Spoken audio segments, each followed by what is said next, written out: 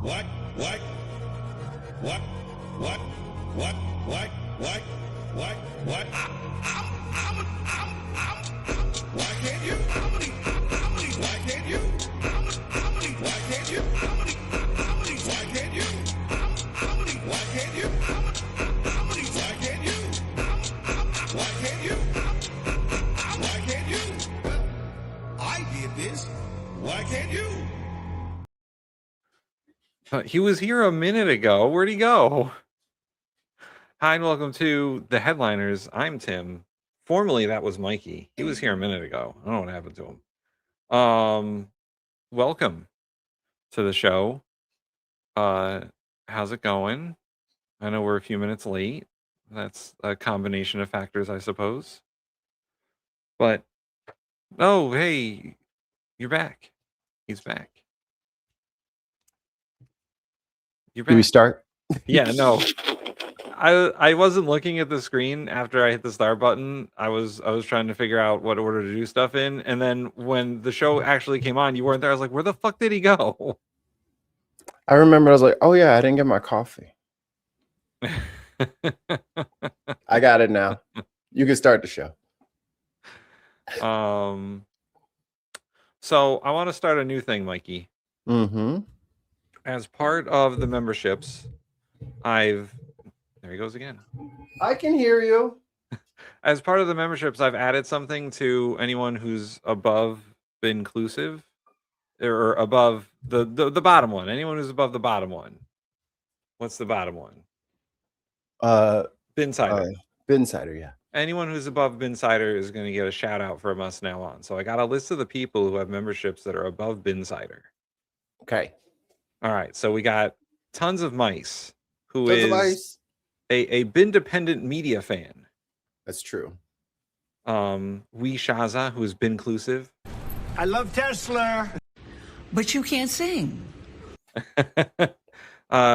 Darren, who is a bin-dependent media fan. Take it from me. Kent, who is bin-clusive. You learn from history. Paul Pollard, who's bin-clusive. In my time, Congress, you don't get to talk. lumber is at a Reclaiming my 5-year time. low, Congresswoman. Reclaiming my time. Let's just have. Jenny, Baby. bin-clusive. Lee Korn, who's bin-clusive. Ooh, I'm getting a spice attack.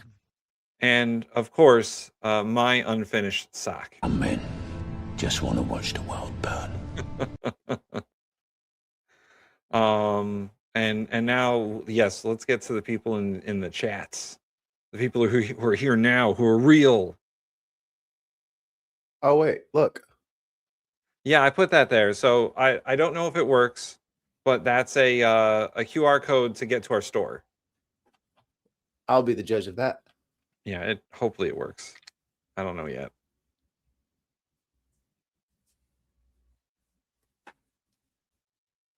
Does it work? Dun. So scan the QR code, the top left of the screen, and you too can buy our wonderful merch, which I will get to as soon as we say hi to all the peoples. To the people. McKinnon, who's plugging his merch. I was gonna say, are you on the buttons over there? It's taken a second today. Scott. Oh, that's a real shame. Hey, Scott. Chris C. Oh, first of all, I didn't say that. Oh, I said that in terms of Our man on the street. Person impersonator. Thank you for your question, Senator. Let's see, I gotta scroll down a bit. Gina. Some men. Wait, You don't want this smoke? I missed. Diz. Ooh, binfluencers. We do not care. That's a good one. Quiet in the chambers, please. Quiet in the chambers. Yeah, Diz. Billy. Oh wait, I got Billy. Fettuccine, linguine, martini, bikini. I like how we were like just joking about putting down there, and then that motherfucker ran for Congress. We're like, what the fuck? Everybody stop watching the show. Adams. Oh. Oh wait. I missed. I'm talking to you. And the Dark Lord Grag. Bleach blonde, bad built butch body. The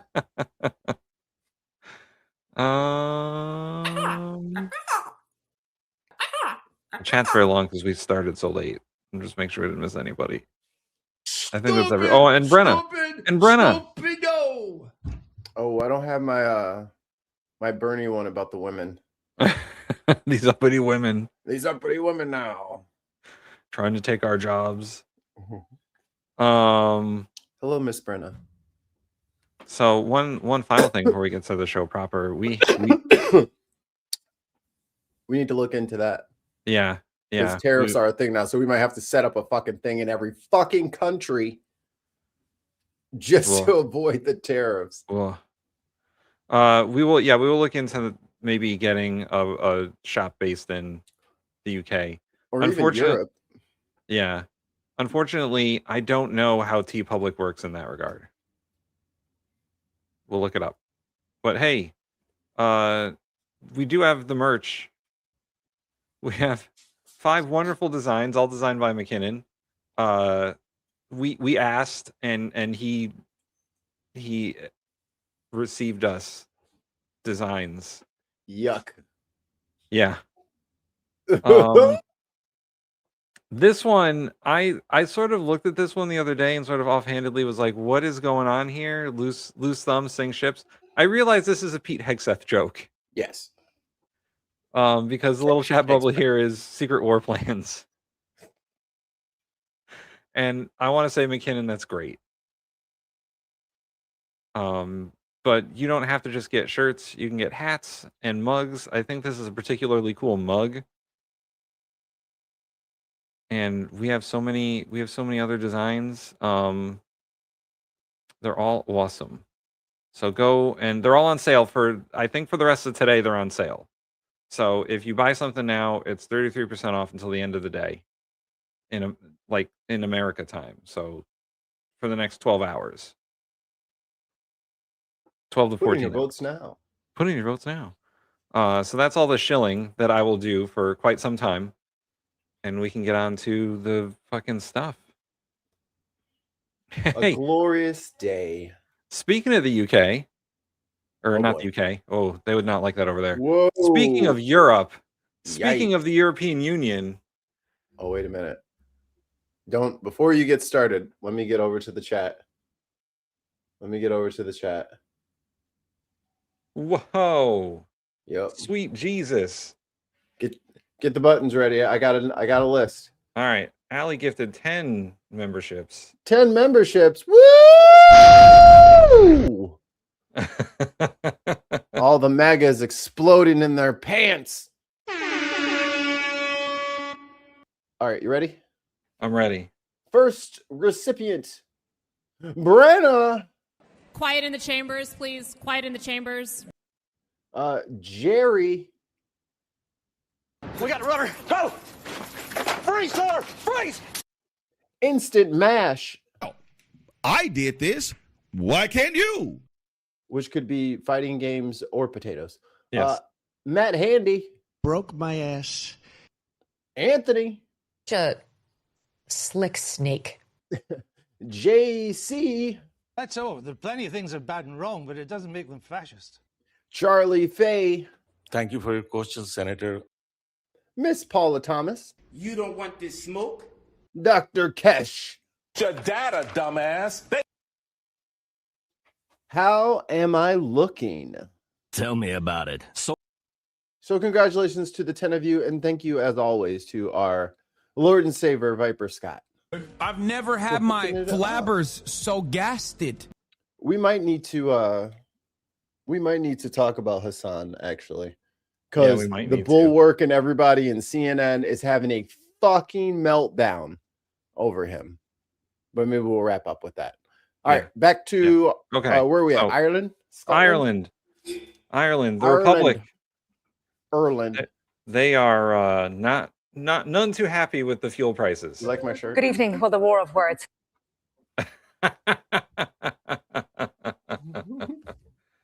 Oh yeah, we got to get the boys together and make an order for our merchandise so that we can wear our merchandise. Well, so we can model it and put it on up as the pictures. Yeah, yeah. So we got to do that. We'll probably do it tonight before or after Unboxed. The bin photo shoot.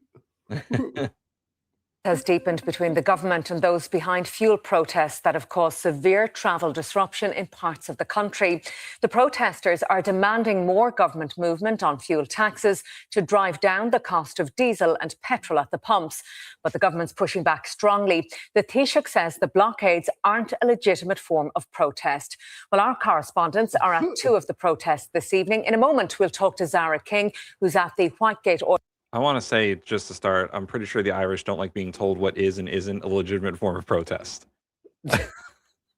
Imagine being the guy who's like, hey, that's against the rule. I'm sorry, sir. I didn't mean to raise my voice. Like, what do you actually say?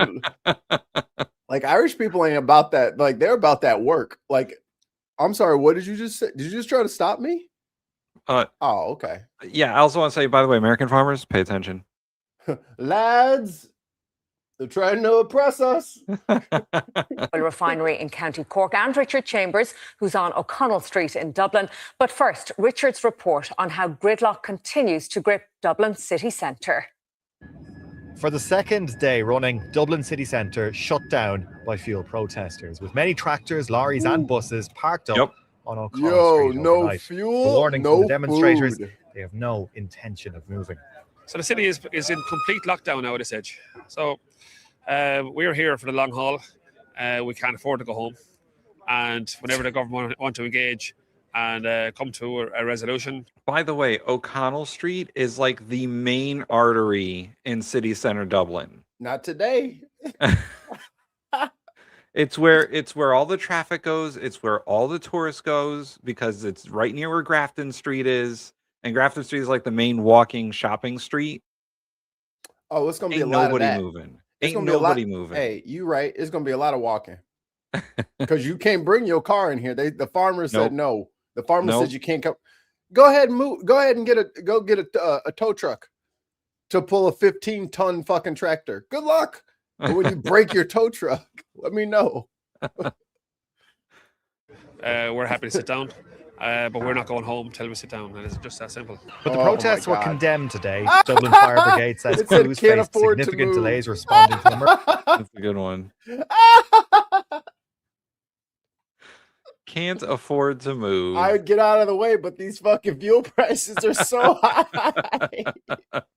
If you guys could do something about that, maybe I could buy some gas and get this out of your way. Protests were condemned today. Dublin Fire Brigade says crews faced significant delays responding to emergencies, while the Taoiseach, Taoiseach and ministers say that vital oil depots were being blocked and people were being prevented from... Well, yeah, over there, their politicians aren't a million years old. Yeah, it's weird to see people move so briskly. I mean, these are older gentlemen. These are middle-aged older gentlemen, but they're not, octogenarians. Chuck Grassley is very business. He's very old too. Oh my God, Tim! I just looked at the fucking description. I will fix it. Oh, yeah, I forgot to fix my button. Oh my God! People are annoyed, particularly if you get into your car and you have a particular appointment and a timeline, and then suddenly you can't make any progress because the road is blocked. I do not think that's a legitimate form of protest. Anybody who just simply parks a truck in the middle of nowhere, there should be penalties, and there will be penalties. What's the purpose of doing this? I think it's a ransom. So I think people need to understand that what's happening here is not in the national interest. It's not in the people's interest, and we need to just reflect on that. Further tractors arrived in Dublin over the course of the day, with Dublin Bus trying desperately to keep things moving. There are protesters there hampering our ability to make those diversions around O'Connell Street. So what we're doing now is we're taking our cross-city routes. We've created new terminuses as close to the city centre as possible. For now, the demonstrators say they're not moving. In their words, they've put the gun to the government's head in a high-stakes standoff. No, they put the manure to their head. So the government's reaction is to tell them to go home. But if all the farmers are like, they're not just in Dublin, they're roving the highways, slowing down traffic with their tractors. You don't have a choice. And this is what politicians keep forgetting. there's a lot of citizens compared to the politicians. We don't have to be, you know, pliant little sheep that just do exactly what we're supposed to do. We can start turning it into goats. Also, you know? If they're out there protesting, they're not farming. No, they won't figure that part out until much, much later. You better get them people what they want. You better. You don't really have a choice. You are going to give them what they want, or they're going to starve you. Yeah, they'll just stop. Dublin city centre for us this evening. So lots of travel chaos around O'Connell Street and beyond, Richard. Yeah, that's right, Colette. There are dozens and dozens of lorries, tractors, and buses and other vehicles. Not just tractors, it's the truck drivers too. They are so fucked. They don't have a choice. They don't have a choice. You have to listen to them, and you have to give them what they want, or else they will cripple you. Yeah. Like it's the same thing with like the railroad. Like people in America are very stupid, unfortunately. When the railway workers go on strike, oh, y'all should pay attention. And if they didn't get that deal going on with like the bullshit safety regulations and the improved time off and all that stuff, baby, listen, if they would have shut down them motherfucking railways, oh, it would have been lights out. Yeah. So much shit. All of the big shit that can't like, well, that will fit on a truck, but it's just so heavy and useless. All that shit goes on train still. Right. So that's your steel, that's your coal, that's your oil, that's your commodities. Those are on rail. And y'all wanted to fucking fuck them over? Even Joseph Robin's egg Brandon had to bend the knee and be like, all right, here. Take a year off. I'm sorry. Yeah, you better be sorry, bitch. And it's gonna be 2 years next time y'all fuck up. Brenda says, imagine if California farmers stopped working. Like, American farmers, take note. This is how you do it. Because it's gonna hit them too.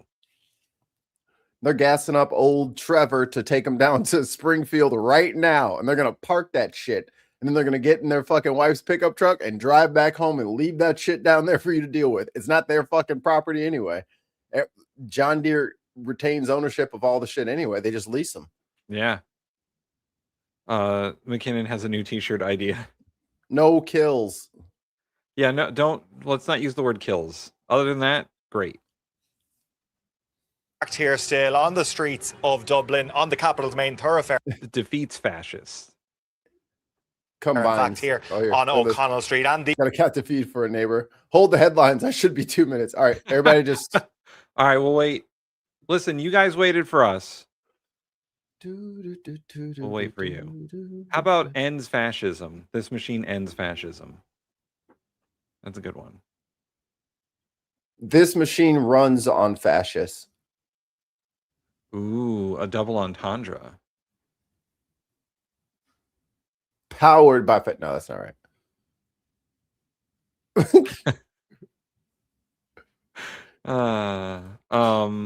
So diesel in my area is over $6 a gallon now. And there's a lot of farmers in my area. There's farms right down the street from my house. I wonder how pissed they are. I'm checking Illinois fuel prices. Gasoline is above $4 near me. It's like $4.15. $4.41 for gas. That says $4.89. Yeah. Whew. Average diesel is $5.50 to $5.70. And this is from the by the way, this is from the 2 British pound super chat family. How do I get in contact with you guys? Just asking. Email's good. thebinpodcast@gmail.com. Should make a banner for that. Great banner. I will make a banner. A banner is being made. For all your questions, comments, concerns, story ideas. Love letters. Angry rants about Mark. Oh, every day about Mark. There you go. If you want to contact us, thebinpodcast@gmail.com. That's probably the best way to contact us, other than commenting on an episode or being in the chat. But if you want to contact us outside the show, there you go. Viper Scott can have my personal phone number. Yeah, right. Or if you want my WhatsApp, I will give you my WhatsApp. Yes. I need we'll to look set at that. we'll set that up through the email. It's been a while since I only go on there for like when people are telling me that I've been yelled at. So and so has been trying to get a hold of you for. I was like, oh, right. Well, I offloaded that app because I don't use it, so my bad. So we looked up what does diesel cost right now in Ireland? $7 per US gallon for diesel here. Woo! 2.2 euro for a liter. Gina just gave us the answer. Okay. $7. 7 pounds. Oh shit. So that's like $10. Yeah, it's like $8.50. But you got to remember they've always had accelerated gas prices compared to us. Yeah, but think about it. If their regular gas prices are, let's say, about $5-6 per US gallon, and now it's $7 per, or now it's $8.50 per US gallon, because I think that's about what it would convert to. Right. Yeah. In the UK, it's nearly €8 a gallon. Pound.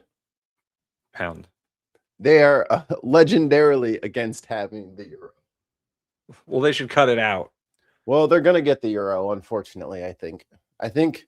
Once the chips fall, I think the UK might lose the pound. They're going to have to switch to the euro to get back into the good graces of their European partners, because let me tell you, the world got a lot stupider ever since the idiots voted for Trump again. God, all this could have been fucking avoided. Is person impersonator back? Can we continue? I think so. All right. Mood amongst those who was here, they are in no mood whatsoever to budge. They've actually, in fact, been riled by what has been said by the Taoiseach and various ministers over the course of the day. They say they are not going to leave here O'Connell Street, which is ordinarily in the middle of rush hour now. Now, absolutely traffic at a standstill, no movement in and out. Is around £1.52 per liter. Without that, red diesel is for agricultural and marine use. Oh. Green Line Lewis service is still disrupted, and the message from Gardaí around what's happening in Dublin is that the M50 northbound has been badly impacted by a Yeah, like look at Buddy in the background now. Hold on, Buddy is cracking me up. Go back 5. All right, play. Wait, all right, go back one more. All right, watch it. He's crossing no movement in and out. Green Line Lewis service is still disrupted, and the message from Gardaí around what's happening in Dublin is that the M50 northbound has been bad. What's going on over there? Print screen. Oh, what are y'all doing? Oh no, we're on camera stealing all these farmer maggots carrots. They look like Merry and Pippin with an armful of stolen produce. Badly impacted by a go-slow protest there, so there has been further disruption outside of the city centre, as you were alluding to there as well. But for now, Gardaí say that while people have a right to peacefully protest, there has been some impeding of people going about their daily business, particularly emergency workers, people going to hospital appointments. As well as that, they say there have been people who've been blocking diversions, which have been put in place to try and allow people to get around the worst of the disruption. Hey, it sounds like an emergency, the mood right? amongst people here on O'Connell Street is that they aren't going to be moving. Like but they do anticipate being here for a third day and possibly even beyond that. Our news correspondent Richard Chambers in Dublin City Centre, thank you for that. Right, let's go to Cork now to our southern news correspondent Zara King. And a developing situation there, Zara. That's what you put on the edge of the tub? Yes, Glenn, just in the last 4 Cork. 2 minutes, actually, there's been a significant development here at Whitegate Oil Refinery here in Cork, where protesters have now moved to put a blockade in place at the refinery at both entrances. So you can see behind me here, we've got trucks and tractors in place. It's a very peaceful protest. In fact, so peaceful, Colette, that there's no Garda Síochána present here at the moment. They're allowing the local... You got to hand it to the Gardaí, the Irish police. They're not out there trying to fucking pepper spray every motherfucker that shows up to a protest. Beating people, shooting people. Disperse! They consider this protest so peaceful, they didn't even fucking show up. There's no police there. Tim, they didn't have gas. They couldn't make it out there. It was all sitting there like, I'm on a quarter. If this was 20 minutes from here. If this was happening in America, because the trucks are blocking the entrances to a private business, the cops would be all over that shit. SWAT team. Yeah. SWAT team. Did you watch the Summer News? Yeah. Hilarious that the guy who made the DARE program also created SWAT teams. It's like, oh, that tracks. You know, that does make sense thinking about it. And it's another time. Is up to the refinery in and out in their car. In fact, the postman passed up here in the last few moments as well. But they are certain that they will not be allowing oil trucks in and out, Colette, which may have a significant impact on oil supply, in particular across Munster. We understand that Whitegate Oil Refinery supplies up to 40% of the country's fuel. So this is a significant development in all of this. This is a blockade in terms of access to that oil supply for the country. Let's just take a listen to some of the protesters who were here this afternoon outlining why they are motivated to be here. In fact, some of them saying, Colette, this is their first ever protest in their lifetime. Basically just feeling the pressure, really feeling the pressure now the last few months, few years even, to be honest. And it's just, I guess, the last straw maybe, I'm not sure. So we're just down the road from the, Jeremy oil refinery now. Will it be blocked, do you think, by the evening time? Yes, it will be blocked by the evening time. That's 100% sure. How long will it stay blocked for? As long as it takes until we get some sort of response from the government, and we need a response from the government. It's fight to God. See, these people don't fuck around. Oh, is it going to be blocked? 100% it's going to be blocked. Yes. How long is it going to be blocked for? Until we get what we want. Until we unblock it, motherfucker. Until we're done blocking it. Problem?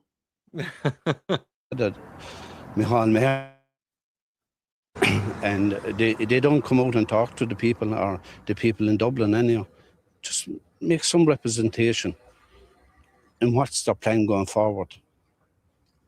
Just ignoring us is totally wrong, like, you know.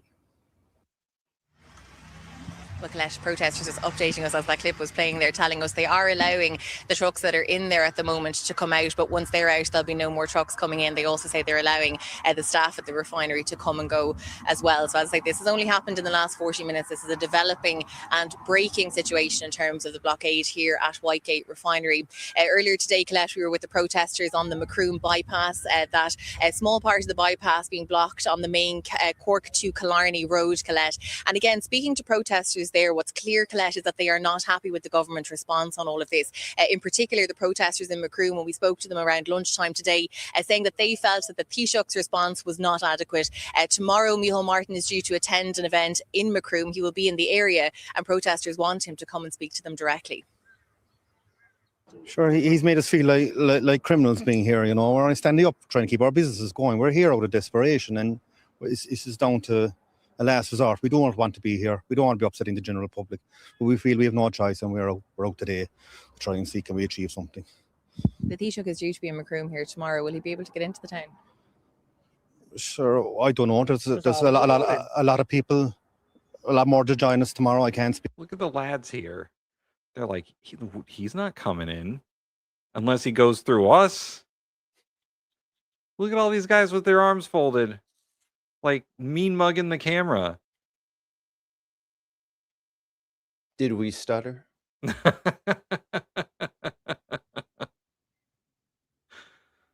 They probably picked the most reasonable guy among them to talk to the camera.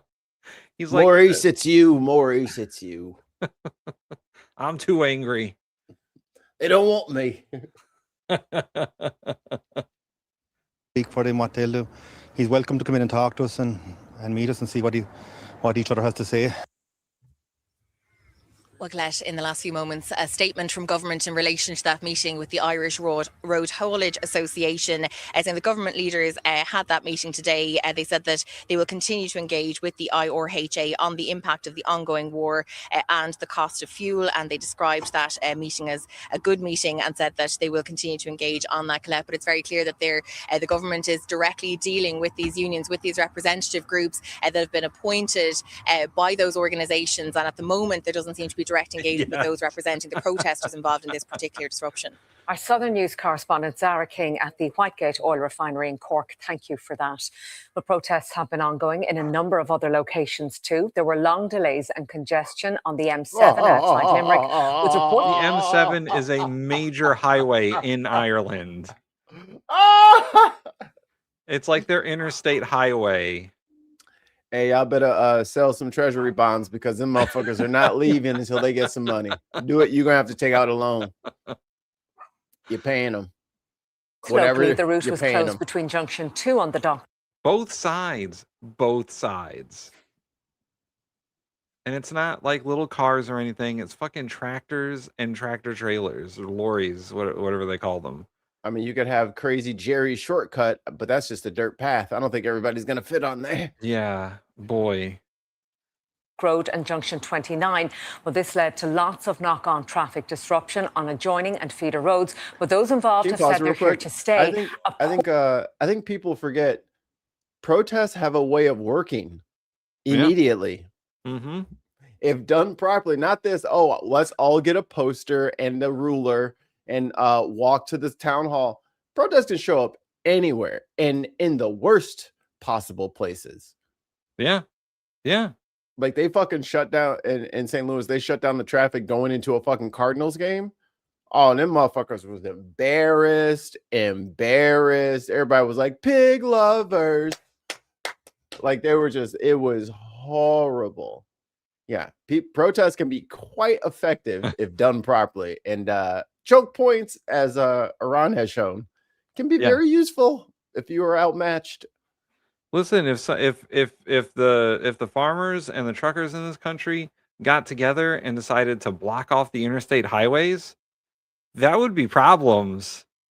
North, south, east, west, going into the capital. I mean, what are you supposed to do? How are you going to get them out? What if they just like sacrifice a couple of trucks and just wedge them? You got to get a crane out there. Yeah.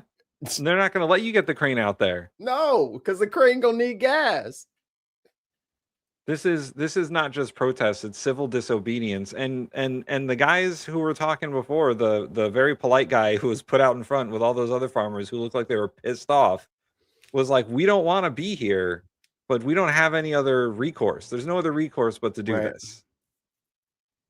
You're telling us to starve to death, and we're telling you no. Yeah, you're telling us to lose our farms because we can't pay for fuel, and we're saying that we can't do that. No, you're going to give us a discount, or on adjoining, we're going to turn this bitch up. And feeder roads, but those involved have said they're here to stay. A portaloo was delivered to the area earlier today. They even ordered a porter potty because they know they're going to be there for a while. That's how you know they plan on protesting for a bit. Yo, they got that shit delivered. You know that's on like a week-to-week contract. God damn. And one of those involved in the protest expressed his anger with comments by the Taoiseach on the action. He said it's not a legitimate protest and we have to go through our groups and go to a proper representative. They are our representative. They are the people we vote. Once again, another group of guys who just found the most reasonable dude among them and was like, all right, you talk to them and we'll just sit there looking menacing at the camera. It's like, so did you guys want to say something? They all put their hand up, was like, you. Voted for them. We put them in government, and by God, the next election is, I'll be definitely taking them out, and I won't be voting for them now. Well, road users caught up in the protest action in Limerick had mixed views, with some questioning. All right, I got one more much shorter video about this, and then we'll move on to other stuff. This is footage taken in Dublin. These are two farmers who are that's their tractor. I like the color.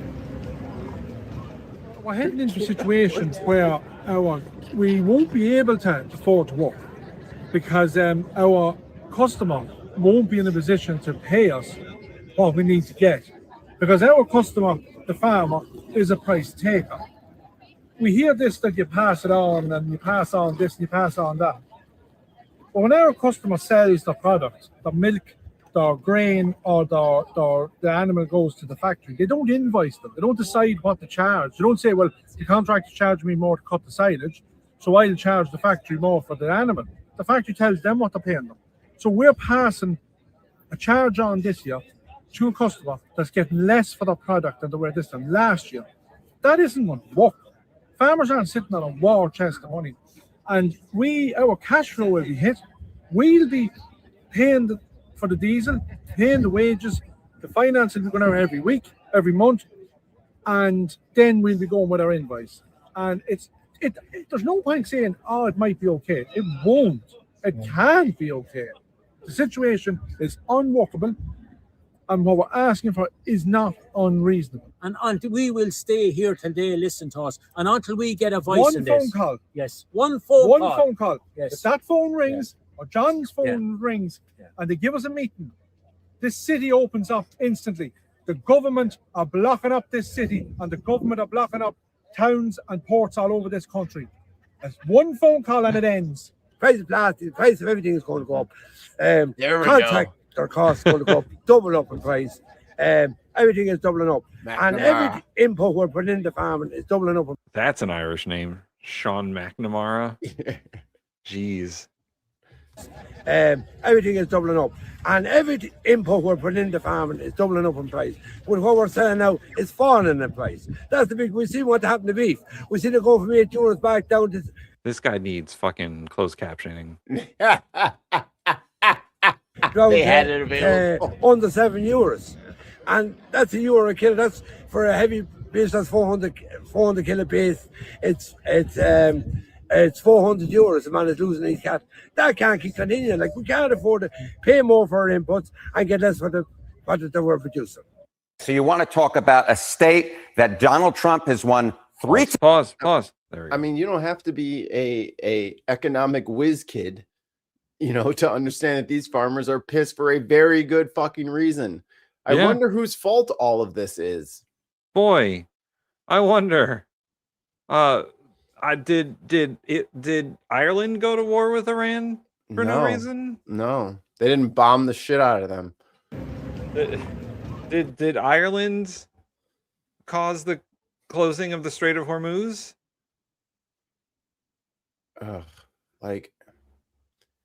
This guy, you guys really fucked up voting for him. Good job. Oh boy, America's gonna be on the fucking euro. Dollar's not gonna be worth shit. We're gonna have to pay for everything in euros if we want to get any value. And by the way, we didn't cover any news yesterday, but there was like a ceasefire agreement between the U.S. and Iran that the president eventually agreed to. And now, when he tacoed? Right, when he tacoed. That's why we're all still alive, I suppose. And now, because Israel said that we're not part of this ceasefire, and they're continuing to bomb Lebanon, even though part of Iran's negotiation was that Lebanon not be bombed anymore. Right. Israel's like, well, we're not a part of that. And so they're continuing to bomb Lebanon and Beirut. And Iran's like, hey, guys, this isn't part of our agreement. If you don't fucking get them to stop, this whole thing is done. They're not gonna stop. And they've sent messages to the ships in the Strait of Hormuz saying that the Strait of Hormuz is closed to all naval traffic. Well, there you go. Good job. Good job, idiots. You've officially let the pit bull drag us down the hill. Good job. And Trump has put us in, all of us, the world. Trump has put the world in a worse place in 6 weeks. Could have had a black lady. Yeah. This shit wouldn't be happening. That's a good one. From the chat, question: how many Trump supporters does it take to change a light bulb? Answer: none. Trump claims he fixed it, and they all stand around cheering in the dark. It's too bright in here. There you go. Breaking news from Chris C. During a conversation Wednesday, Trump asked the Israeli prime minister to scale back attacks on Lebanon and enter negotiations with the Lebanese government about disarming Hezbollah. That's not going to happen. Netanyahu's not going to do that. He doesn't want any part of that. Hezbollah was already getting pushed out by the Lebanese government. And now they have proved themselves to be very useful to have handy for when Israel decides to, I don't know, move their country line up 70 miles, 80 miles, whatever it is, up to that river. Hezbollah feels like they need to stay exactly where they are. They're not going anywhere. And if they weren't there, then Israel would have already taken it over. What was that, last year? Yeah. They would have already done that. Yeah. So they're back in the good graces of the Lebanese government. They're not going anywhere. And, you know, Iran made it very clear that several of the points on their 10-point plan or whatever it was no more hostilities against Lebanon. Right. And no more hostilities against Hezbollah. Like, if you want Iran to stop, and Iran is clearly in the strategic position at this point to make the demands because they control the strait. Yeah. If you want them to stop, if you want the Strait of Hormuz to open up in any way, you have to get Israel to stop. I mean, cutting their funding would be the easiest thing to do. Just not sending them shit anymore would change their behavior. Having a phone conversation where he gets on there and screams at Bibi to stop would do wonders. Yeah. Get him on Fox News and scream at him. Do something. Oh, we need regime change in Israel. Netanyahu is too crazy. Here we go. Follow up. Breaking news from Chris C. Netanyahu has announced that he has instructed the start of direct negotiations with Lebanon as soon as possible. Hey, we're not talking about. It's not about Iran winning. Iran technically can't win. Right. But we can lose. Right. And it's not about military strength. It's not about the size of our naval forces or how many troops we have over there. It's about the strategic asymmetric warfare that they're fighting, and the idea that American air power is the only thing that we need to be over there and to win. We're just bombing stuff for no reason at this point. I mean, yeah, like Adam's got it perfectly put right here. They can just wait us out. Yeah.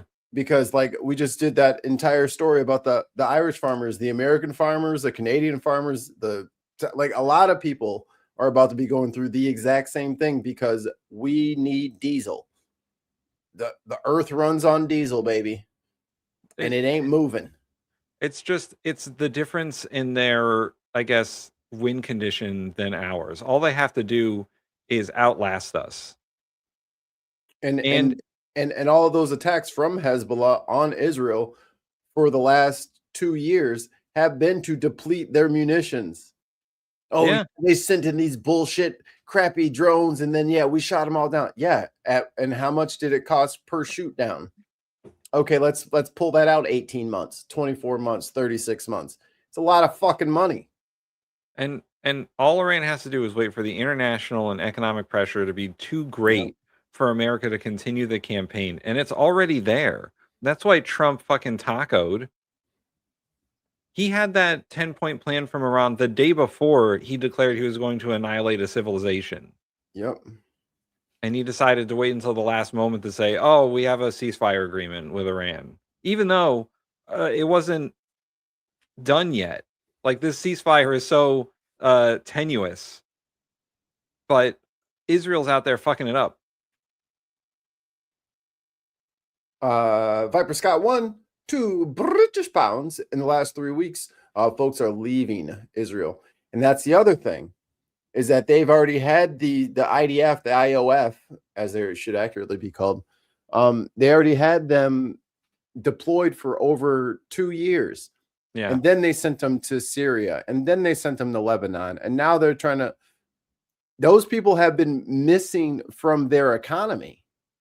Those people are not running their shops and working for other people, like doing construction. They're not doing that. They're out murdering Muslims. Like you can't have that many people there. And now there's missiles hitting every fucking day. Oh, people are out of there. This ain't worth it. Yeah. It ain't worth it. And all this stuff is to theoretically open the Strait of Hormuz, which Iran says it's not going to do until all of their points are met. So this is even if they take Karg Island, you still got to sail past the Iranian coast to go through there, which you could get droned. So no one's going to do it anyway. Here we go. Someone in the chat is calling us Nazi sympathizers. If this was World War II, you guys would be sympathizers. No. If it was that DJ2 that entered the world, how do you figure? If it was Trump, if Trump was president when World War II happened and he entered the war the same way that FDR did it, oh, he would have joined the Nazis. Yeah, Trump would have joined the Nazis. What are you talking about? He would have been like that Hitler guy. He was said the same thing Kanye said. No, I don't have Mein Kampf on my nightstand. I have a collection of his B-side speeches, the lesser known one. Trump would have entered the war on the side of the Axis powers. America almost did. Yeah. If Japan didn't attack us, who knows which side we would actually join? Yeah, America was going to make a deal with the Nazis before we entered the war. Read your history. You'll learn from history. And we're not saying the Iranian regime is good. They're definitely not. They're bad. It's a theocratic authoritarian regime, and it's bad. It's bad. But it's not our part of the world. Well, I mean, what their social makeup is irrelevant to the strategic nature of the conflict. Because of maps, Trump's plan won't work. You know what I mean? Like, because of the way the earth is shaped, that plan won't work. Putting in people on the ground, we're talking upwards of like 600, 700,000 troops on ground to go get that yellow cake. Really? Yeah. No, we're way better off fucking negotiating that shit. They've already agreed to pretty much everything we've wanted, but Trump just wanted to bomb shit, I guess, because Oman said this, what is it, 2-3 months ago now. The representative from Oman was saying, like, yeah, this is better than the JCPOA. He could have just taken the fucking win, dude. Yeah. They gave him a win. They gave him a layup. Win. He could have had a huge win. All he would have had to do was take the deal. And Irish farmers wouldn't be protesting their government because of the price of fuel. And everyone stateside, all of our costs for everything is about to go up. Yeah. On top of the tariffs. We got some fucking jokers in the chat. How many dictators did Biden get arrested? What does that have to do with anything? Right. What does that have to do with anything? Bro, you mean how many war crimes has Trump committed? Because he's committed several at this point. He's violated the sovereignty of several nations, including Venezuela, when he captured their president. I was about to say, hold on, dude does have a whole ass other president in jail right now, so. But like, I get it, dude. Like, you want America to be like this big like, you want America to be Homelander, like real bad. And I got bad news for you. America is Homelander. We're already there. Yeah. It already happened. Like, you're mad at things that happened 50, 60 years ago. And now, like, the fallout from that is happening. You don't understand it. And you're trying to attribute things that make no sense. Like if you knew your history of that region, this was 100% foreseeable and 100% avoidable. Look at I love the cope in here. Venezuela is happy because of Trump. Venezuela is exactly the same as it was before. There's just a different person at the head of their government. It's the vice president, dude. It's the same country. It's the same exact regime. It's just the like same the Iranian administration. regime is the same exact regime. The institutions are all the same. Just the names of the people are different. Like if aliens came and abducted Trump right now and fucking JD Vance moved up, it's like, a new administration. It's the same it's all the same fucking friends. Like, what are you talking about? And that was his homegirl. That was his that backstabbed him, Maduro. That was that was his VP, his homegirl. She said his ass. I was like, oh, he is on 123 Fake Street. There's 3 guards at the door. Bye. I'm on my way to the presidential palace. Like the Trump and Hegseth, they're claiming that they've done regime change in Iran. They have not. The pieces are still there. The name of the Ayatollah is literally the fucking same, except his name is Junior. He's more hardline. And it's not like that guy that they blew up. It's not like he literally had a fatwa, which is like a executive order. No nukes. Right. He literally had a fatwa saying it's against our religion. It kills indiscriminately. That's not all right. A lot of innocent people get hurt. No nukes. You're not allowed to make nukes. So they blew him up so that the nuke guy could come in. And once again, read history. Yeah. You learn from history. Here's the button. History. You learn from history. What happened in Iran over the last 50 years is our fault. Yeah, we did that. We did it. We created the regime. Just like the Taliban, just like Al-Qaeda. Just like Osama bin Laden. We created him in Afghanistan when we funded his militia against the Russians. We're creating all of our villains. We're like Spider-Man. This betrays the point right here. If they can't stop us, they can't win. They're not trying to win. They're trying to make us lose. Right. And we are losing. Worst case scenario, they're trying to take us down with them. Because what if they just detonate the Gulf? Right. It's game over for everybody. If they get desperate enough, they might blow up their own oil infrastructure, and then we're really fucked. Right. Like drop all their mines and blow up their own oil. Yeah, that is game over for everybody. Or find a way to permanently close the Strait of Hormuz.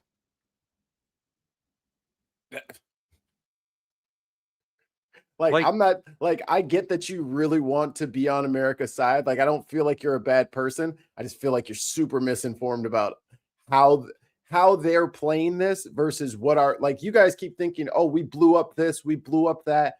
And then they're back there in the general's room and they're just like, oh no, red mark. Oh no, red mark. All of the whole country is fine to be red marked because that strait's going to stay closed because they know that is the lifeblood of the planet. And as long as they have their fucking grip on that artery, they feel like they're fine. And here's something that I want to make a clear distinction about.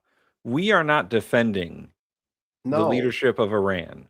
We're letting you know what their decision or the rationale behind their decisions. We're saying that they were ready for us. Mm-hmm. They weren't surprised that we did this. And they had a plan all along. Even the fact that 20, 30 leaders have been deposed and they're still functioning. Their whole system is set up for this in anticipation for us. The Iranian regime is and was terrible to its people. Right. But once again, we did that. Well, we had the Shah in there, and then they had to have a revolution, and then the craziest person won the revolution. Right. And then we're surprised when they're like death to America. Right.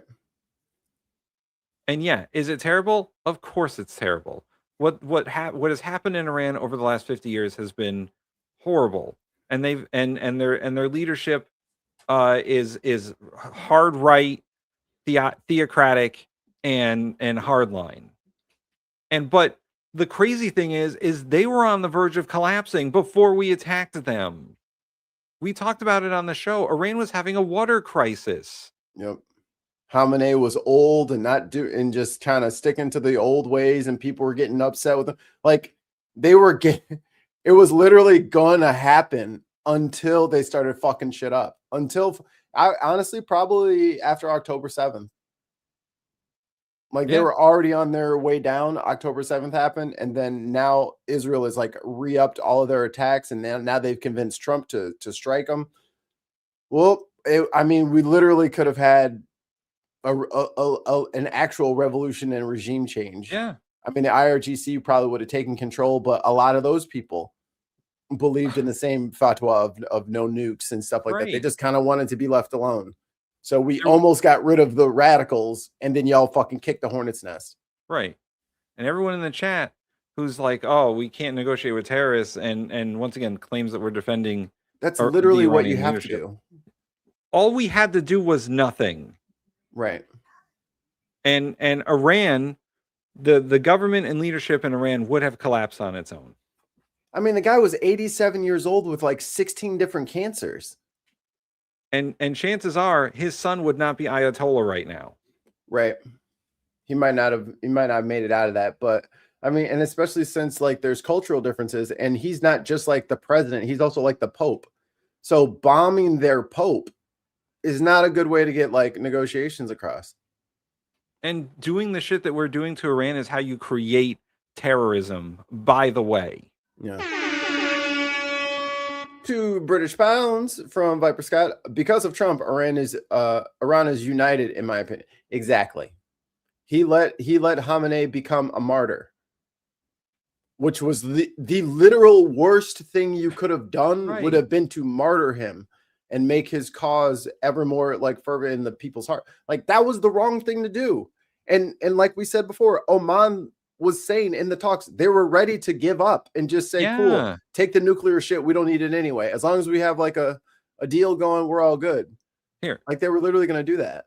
It's comments like this in the fucking chat that make you seem like you're fucking absurd. All right. They were giving that up. It was already in the agreement. It was already in the agreement. They were having negotiations literally the day before Trump decided to start a war with them about giving up all their nuclear material. Do I need to pull up the Oman clip? Yeah, bring it up.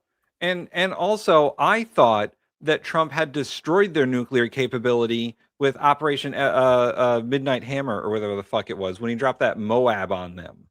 Right. I thought that was already done. So if they didn't do it back then, were they lying to us back then about what they bombed?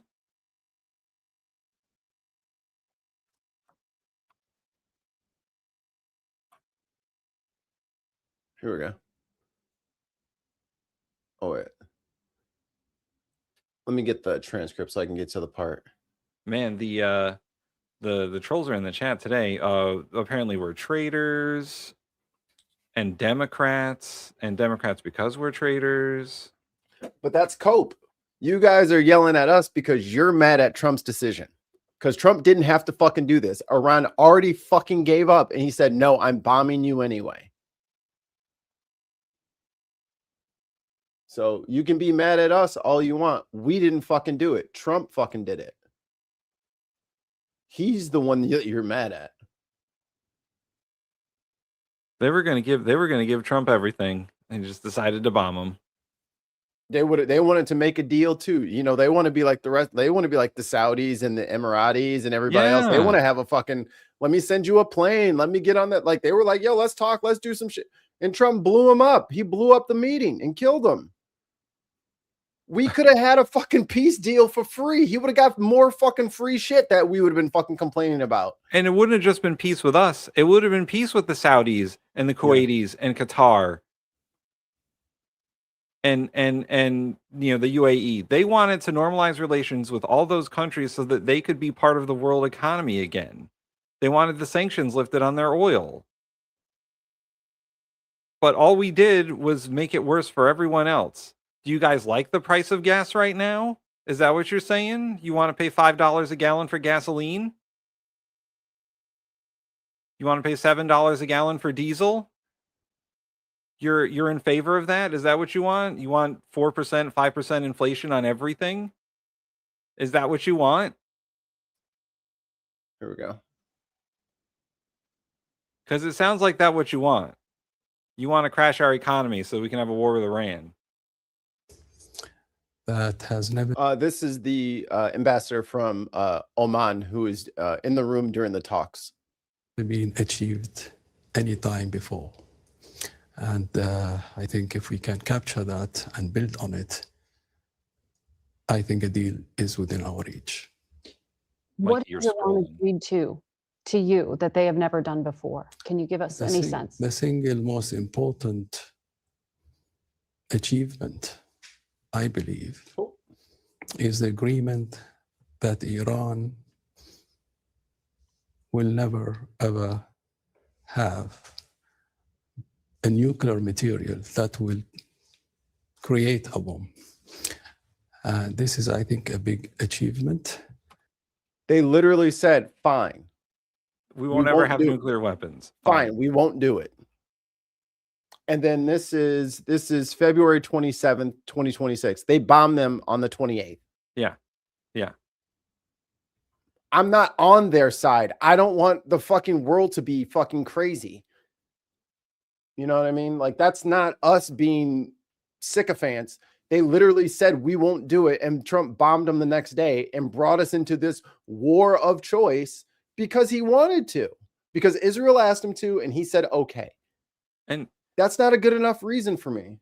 And by the way, guys, countries have gotten nuclear weapons without us knowing about it. Yeah. Pakistan got nuclear weapons, and we didn't know about it until they fucking started testing them.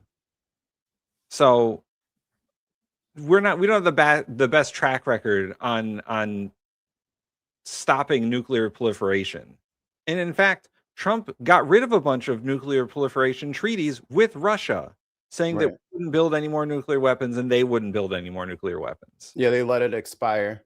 And this guy says, I don't think it's a good idea to trust people whose religion teaches you how to lie to infidels. Why should I trust any of these fucking Christians whose religion upheld chattel slavery in this country for 400 fucking years? So should I just implicitly think that Christians are just, human rights abusers? This is hilarious. I think I do not believe you know what you're talking about. Obviously, you don't know how to make real money. War makes better money. For who? For you?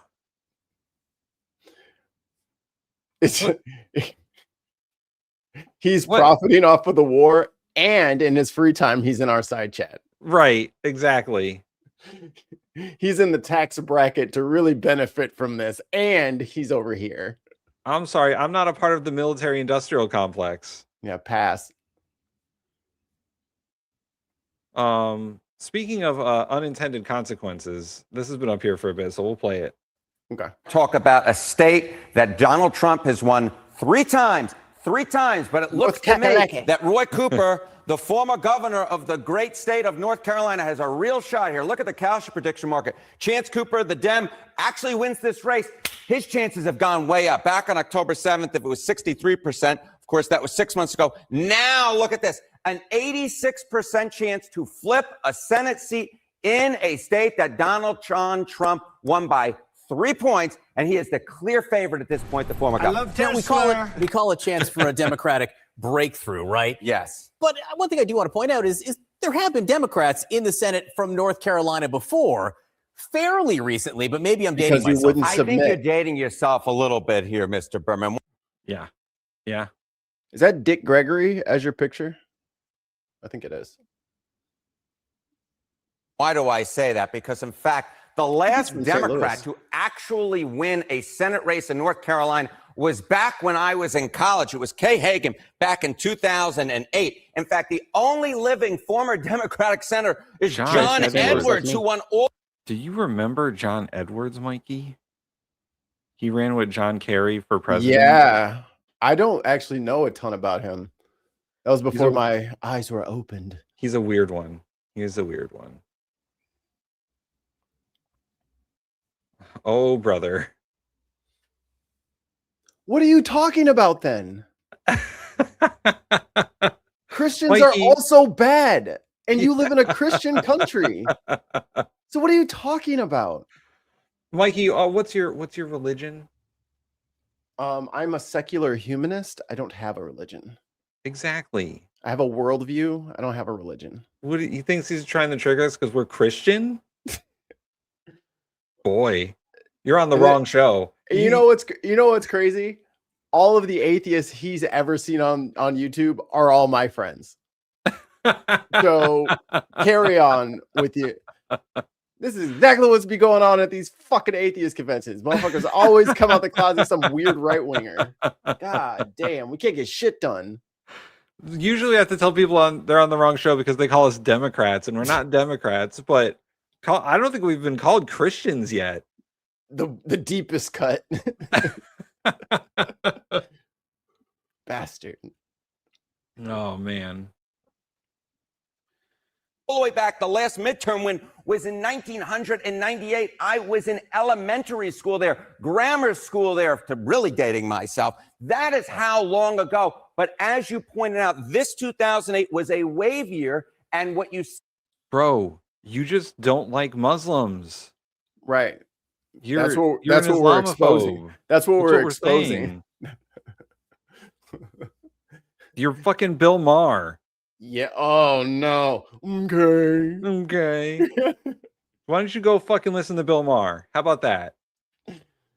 He's got his Bill Maher t-shirt on. Never mind this. Is when Democrats do well nationally, and they are doing well right now, you can in fact flip a Senate seat, as right now Roy Cooper is forecasted to flip in North Carolina. All right, so in a wave year, Democrats can do well because maybe the president's dragging the incumbent party down in the state. What is the president? That Opal guy says, let's ban religions and move on. So here's the thing about, like, especially me and probably Tim too.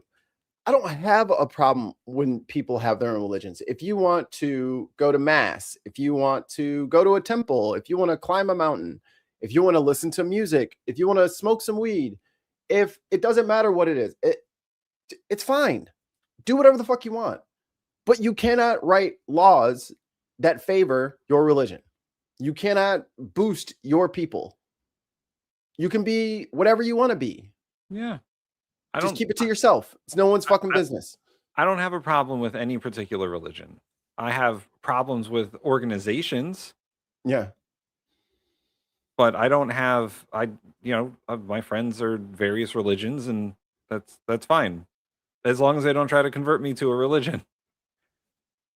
But I don't discriminate people based on their religion. It's a dumb thing to discriminate against. Like, if people ask me, what do I think of their religion? I'm not going to lie to them about it, but I don't need to actively hunt people down and be like, hey, you're stupid. Hey, I don't like what you think.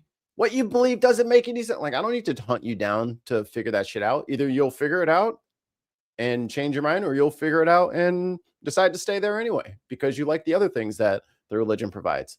Do your thing. Just keep that shit in your own house. I would agree with this statement. Government and religion should not mix, but there's a lot of white Christian nationalists who disagree, and sometimes they get their way.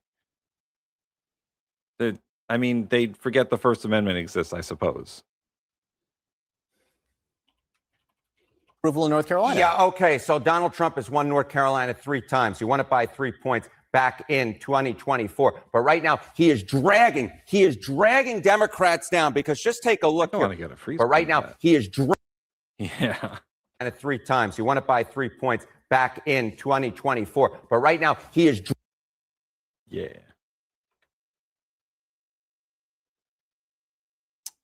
Hold on, Tim. Read with them.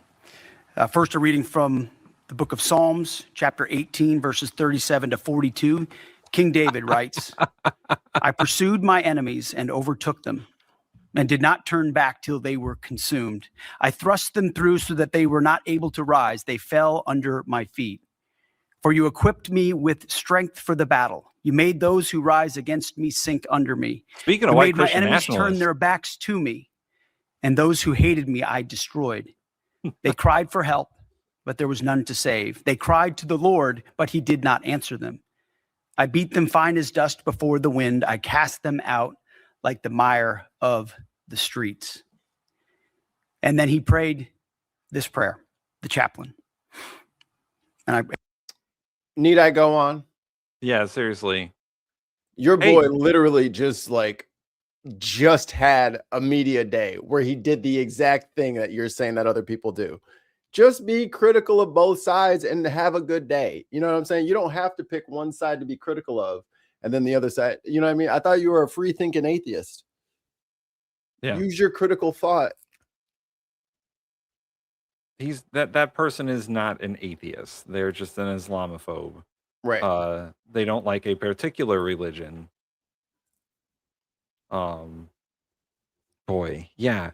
Hey, there's over 1 billion Muslims on this planet. It didn't happen until the Strait was open with all 1 billion of them alive. They're the second largest religion in the world. I mean, you can't just be bigoted, y'all. It doesn't work. There's too many of them for them all to be what you claim them to be. So either they're all pretending and there's going to be a giant wave of people that just come beating you up, or you're fucking bigoted and you're just kind of not really processing that you're kind of have a bias against a group of people that you haven't met. It's almost like you prejudge them. It's almost like you've judged them ahead of time, like you've prejudiced that. That's what you're doing. Sorry. Billy, then you're just being fucking stupid, bro. I don't know what to tell you. If people don't like something, it doesn't mean they're scared of it. You're just being fucking dumb then. Phobia also denotes a aversion to. Words are important. He is dragging Democrats down because just take a look here. Look at this. Okay, Trump's net approval rating in North Carolina. John's off on the side laughing. Look at this. In spring of 2025, Donald Trump was 3 points underwater overall. Among independents, he was 18 points underwater. Look at how low he has fallen now. Nailed it, Among Billy. independents, he's 42 points underwater. And overall, he's 15 points underwater. Right now, North Carolina is not a pink state. It is much more of a purple, dare I say, light blue state with how unpopular Donald Trump is, dragging down Republicans, and he may, in fact, push Roy Cooper into the Senate. And again, once again, I'll just point out the independents here, and that is a staggering. And I was only laughing at your physicality. You must burn thousands of calories during this segment. All right, we're talking about it. The president's net approval there. How about the war? How about the war? This is just another thing that I think is dragging down Republicans in the state. Look at this net military. Oh, my God. Holy Toledo. Those are crushing statistics. That is in the stats world and political science world, we call that statistically significant. They're way outside the margin of error on that one. They are several standard deviations away. It's just statistical noise. We could ignore that. I mean, all voters, fine, whatever. But independents being net negative 41 points on Trump is rough. Net approval of U.S. military action in Iran among North Carolinians, among all voters, 19 points underwater. Again, this independent number, look at this. We're talking 41 points underwater. This war, if it continues on, will continue to drag Republican candidates down across the political map. All right, very interesting to see that, particularly in a state where there is a large military presence. And this one is for political junkies out there, because I think there's no Supreme Court in the country that is as closely watched, for whatever reason, as the Wisconsin court. There is a Supreme Court seat up tomorrow. It is a home of the squeaky right now cheesters. conservative held seat. And if liberals are able to flip it, again, it's not party registration there, but think R&D, conservative liberal. If liberals are able to switch it would give them really an overwhelming majority on that court. Let's get to CNN chief data analyst Harry Etten. I can't explain why everyone cares so much about Wisconsin Supreme Court, so just take my word for it, we do. What are the prediction markets saying about this race, first of all? I'm just a big fan of Green Bay. That's what's going on here. Look, the bottom line is this. Chris Taylor, Green Bay is ass. Green Bay is ass. Green Bay sucks. Fuck Green Bay and the Packers that they rode in on. The Packers suck. Fuck you, Packers. I don't even watch football anymore, but I still hate you. Heavy favorite going into tomorrow. Chance Taylor wins the Supreme Court race. Look at this. 99% according to the Kalshi prediction markets. Again, this race is officially nonpartisan, but she's the liberal in this race, and this would take the court from 4-3 liberal to 5-2 liberal. Democrats, liberals, very ecstatic going into the polls tomorrow. Of course, we'll have to wait and see. One of the reasons I know we watch Wisconsin when Elon so closely is dropped because all that money last time that they had to put in a Supreme Court judge. He dropped all that money and was offering people like the sweepstakes bullshit about voting and all that stuff. And that person lost, and he never spent any money again. Wisconsin is done with the GOP. They might lose that state. They're gonna, because the people saw the open corruption and the election rigging. Look at this. The GOP was down in approval ratings before this war, much less now. Okay. What numbers are you looking at? Yeah. Because I mean, you get your numbers. We'll get to the Georgia election, but it ain't good. No, I don't know who thing told I think you that. We have to a 50-50 state. It's basically 50-50 in Yeah, presidential we elections. got So 'em. we're always looking for trends on who might have an edge there. Like and subscribe. Buy our merch. Scan the QR code. Buy our merch. Reel 'em. Help me reel them in. Reel them in. Where's the enthusiasm? Okay, I think this is important. Look, political junkies like John and myself, we're very interested in who controls Wisconsin Supreme Court. For the rest of you out there, the normies out there, why is Wisconsin so important? John mentioned, of course, it's split on the presidential level, but more than that, the trends in Wisconsin tend to go countrywide. What are we talking about? So what they're talking about is Wisconsin is a bellwether state. Where Wisconsin goes, usually the country goes, because they're so 50-50 on everything. So they're very normal people. Yeah, Wisconsin, they're extra normal over there. So we got to keep an eye on them. Except for the love of cheese. Enthusiasms, to quote my dear friend John Berman there, quoting somebody else. More enthusiastic voters for 2026. Look at this. At this point for the Wisconsin Supreme Court race, Democrats have a 19-point edge on extremely motivated, extremely enthusiastic voters. Look how similar that is to what we're seeing in the national polls for the U.S. race for Congress, right? Look at that, Democrats by 17. So what happens in Wisconsin, very unlikely to stay in Wisconsin. It is reflective of what we're seeing nationally, which is Democrats are revved up and ready to go. This guy's revved up. Seen in other off-year elections, yes? Yo, check his coffee. Mikey, I think we need a clip from this. In Wisconsin, it is reflective of what we're seeing nationally, which is Democrats are revved up and ready to go. All right. I'll give you a little buffer. I couldn't remember exactly when it was coming in. 17. So what happens in Wisconsin, very unlikely to stay in Wisconsin. It is reflective of what we're seeing nationally, which is Democrats are revved up and ready to go. Which we, in fact, have seen in other off-year elections, yes? Yes, this is exactly right. Wisconsin is part of a trend. Talk about the major statewide elections, right? Take a look here in the 2025-2026 cycle so far. Democrats won in New Jersey governor. They won in Virginia governor. Will they win in Wisconsin? Supreme Court, we'll have to wait and see. But it looks a whole heck of a lot like what we saw back in the 2017-2018 cycle, right? NJ Gov, Virginia Gov, Wisconsin Supreme Court, they flipped the seat there back in 2018. And of course, Democrats went on to win the U.S. House. Democrats are revved up. Oh, boy. Bigly back in 2018. Democrats are hoping to go 3 for 3 again, and therefore they would, in fact, go on and win the House come November. What has the Trump era meant for the Wisconsin Supreme Court? Yeah, okay. So let's bring it back local to Wisconsin Open to the those fucking strait, cheeseheads you who are crazy watching us from the Badger State. You know, while we were over here arguing with those people about why it's not good to antagonize people we disagree with just so that we can antagonize people we disagree with, we totally forgot to mention. Open the fucking straight, you crazy bastards. Your fucking president said he was going to nuke them.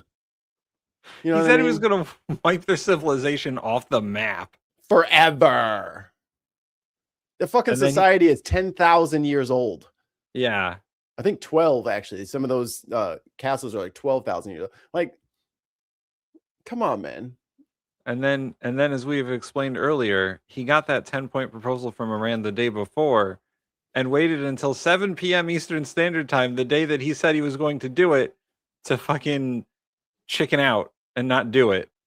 And then praise to be Allah. Right. Because he's fucking deranged. Stupido. The dude has dementia and he's losing control of his faculties. Ooh, baby. Pathetic. They are effing pathetic. Welcome back. If it's Wednesday, we have election results. Yeah, very The red Trump-endorsed Republican Clay Fuller defeated Democrat Sean Harris in Georgia's deep red 14th congressional district in a special election to replace former Congresswoman Marjorie Taylor Greene. Fuller's victory gives Republicans a little more padding on their House majority narrow, but the results are also a potential warning sign for the GOP. Democrats a margin of victory by a massive amount compared to the 2024 presidential election. Joining me now to explain is NBC Chief Data Analyst Steve Kornacki. Brenna, I found him. Democrats, they didn't win in Georgia, but still made some pretty She was missing her boo thing. So walk us through the results from last night. Yeah, that's right. The Republicans hold the seat. Or Barack. But I think the story Oh my has God. to do with People of the margins. So America, you see here, praise Fuller be to beating- Allah. Praise be to him. Yeah, if Barack or Biden did that, boy, the Republicans would Or never Bush. let it go. Oh Or my God. Praise be to Allah.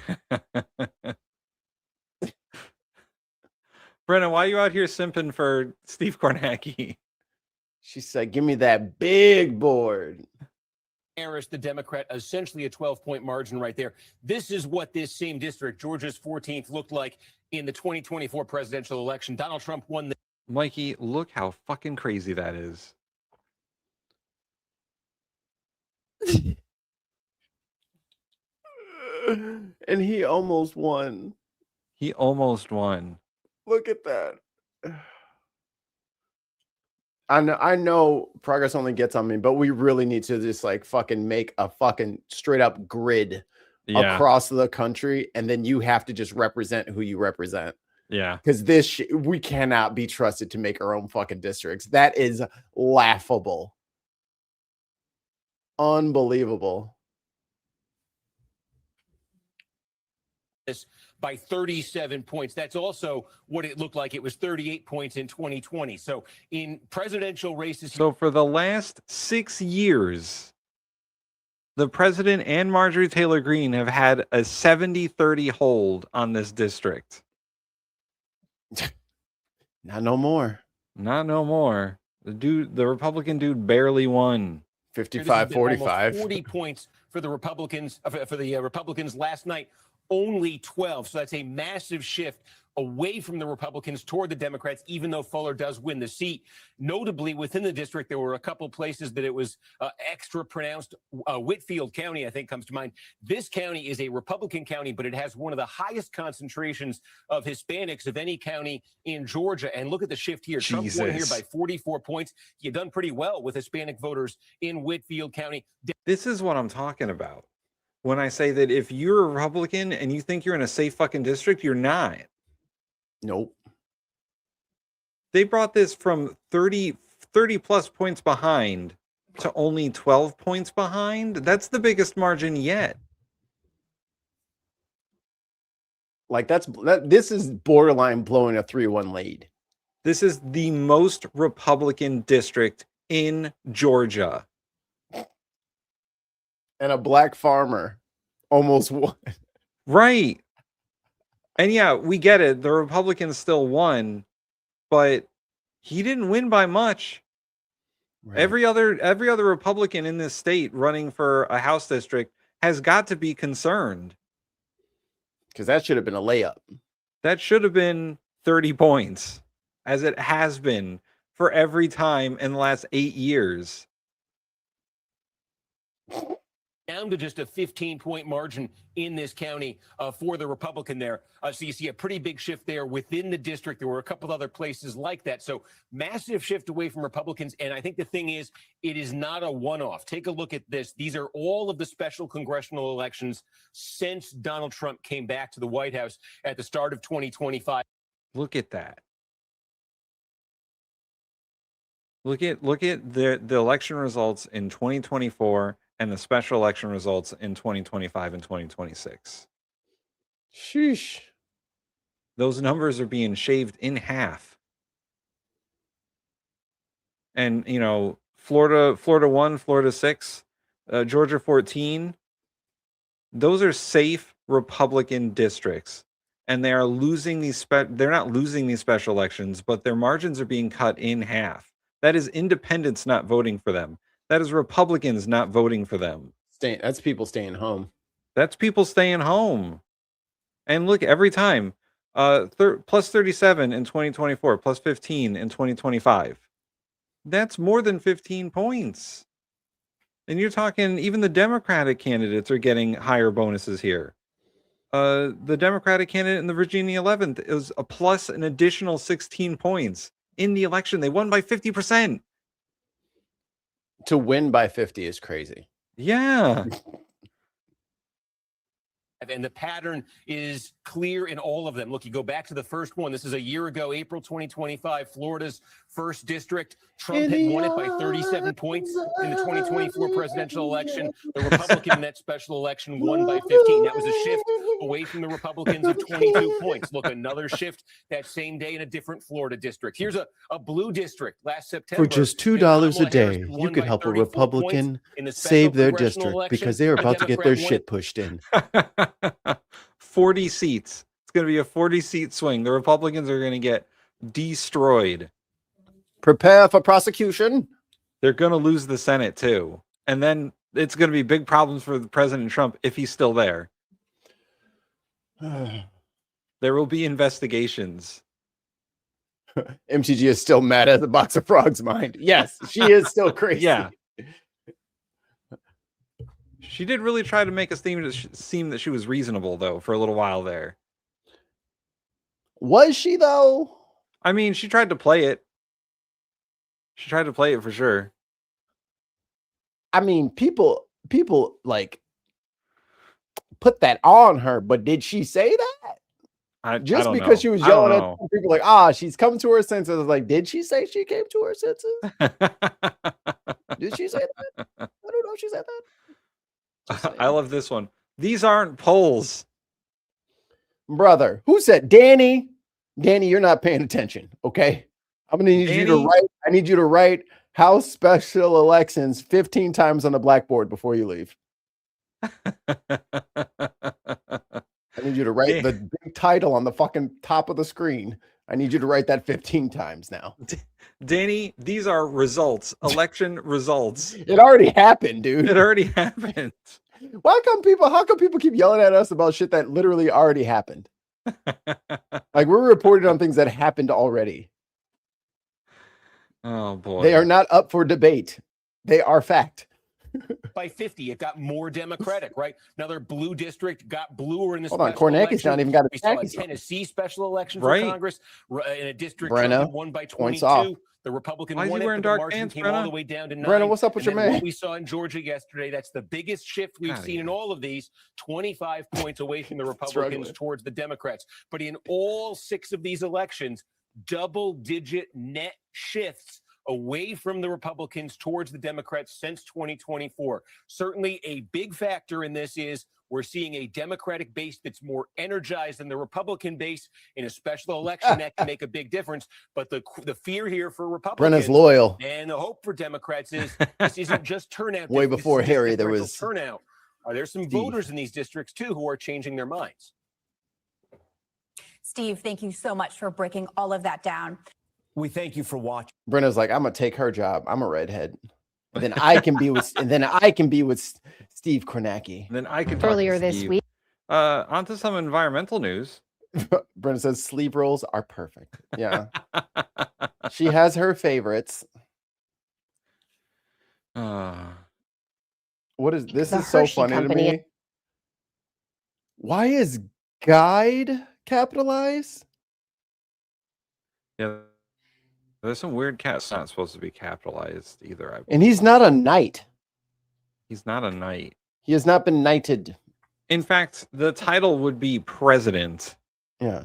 Like I don't want to put this out there, but he's not Sir Donald Trump. He's president. That's his title.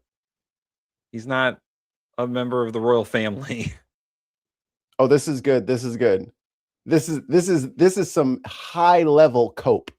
Oh boy. Wow, blue areas got more blue. Almost like millions of extra voters are there. Hey, buddy, why don't you prove it? Well, yeah. Also, what about those red areas getting less red? Turning blue. They turned into illegals. What about that Florida special election where a Democrat won the Mar-a-Lago district in the Florida House? What about that? And I thought y'all got rid of everybody already. Yeah. So this should be the cleanest elections y'all ever had, and you still getting them cheeks clapped.